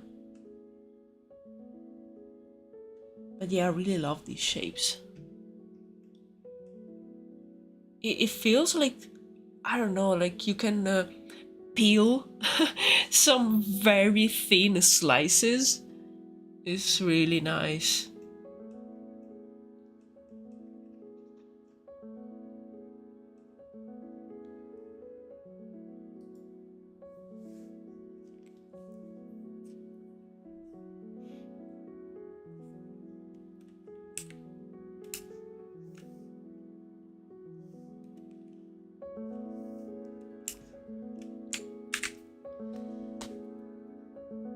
But yeah, I mainly picked them because I really like the shape, and like this environment in particular. I really love the fact that you have these mountains that look very menacing, and then you have these valley, like flat part with the so much grass and so many plants and really luscious. It's a nice contrast.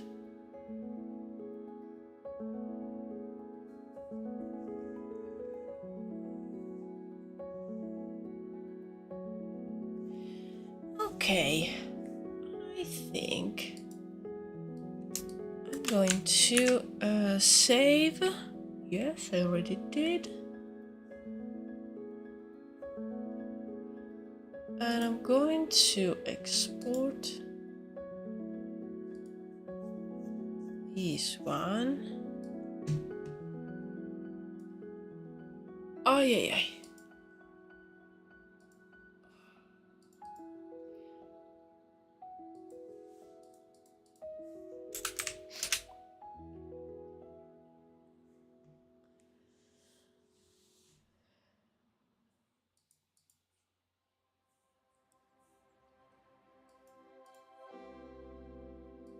Just going through all of these.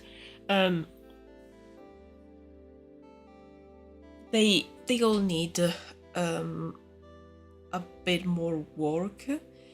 I think in their current state they are still like very good for the video, so I think these might be some of those images that I that I push for maybe like a future moment in which I will have some time. And I really wanted to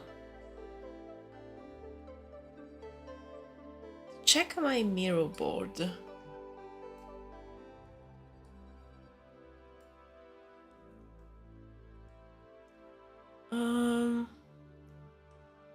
There you go. Okay. I'm gonna add this one to the pile.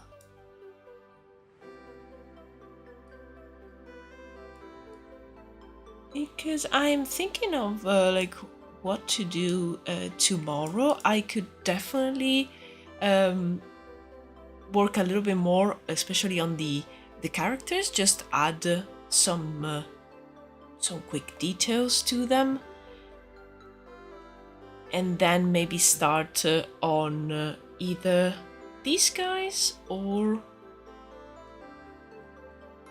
this image, or on the new version of this one.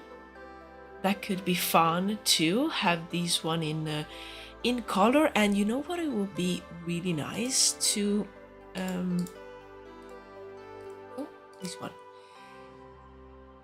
this one actually like color it as if it's straight out of like a watercolor sketchbook or something like that. So keep it really painterly, really quick. I think it will look very nice for the video. And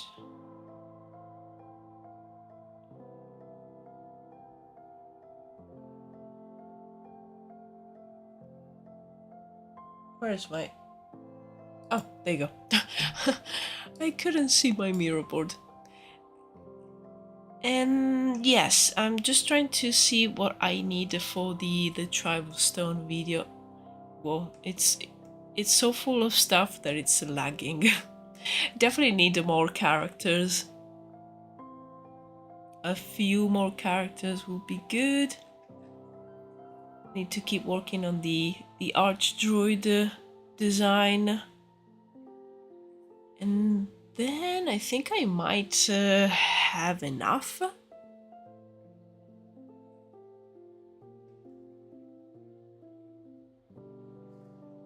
Whoa, so much stuff. And like the majority, I think, yeah, the majority of this stuff I did it during the live streams. Wow, it's amazing. It's so good to see everything like this, everything together. It's so satisfying. And yes, one day I will go back to these storyboard panels. Never forget.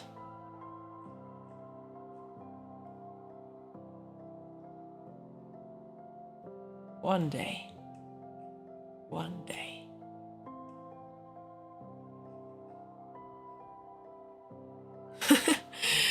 Oh, okay. Nice. And I think I'm going to end the stream here. Thank you so much, guys, for keeping me company. Thank you for all the amazing questions. I had so much fun today. I'm very happy with the result of this scene. And I guess I will see you tomorrow if you're around. Same time as usual. And as I said, I think I'm going to keep working on these environments. So probably next week I might go back to the characters actually. Yeah, I'm looking forward to do some character work because I've been doing environment or the sticker designs for the shop for a while. So yeah, it will be good to do some characters. So yeah, I hope to see you tomorrow. If not, I wish you a great rest of your week. And yeah, I'll see you around, guys. Thanks again. Cheers. Goodbye.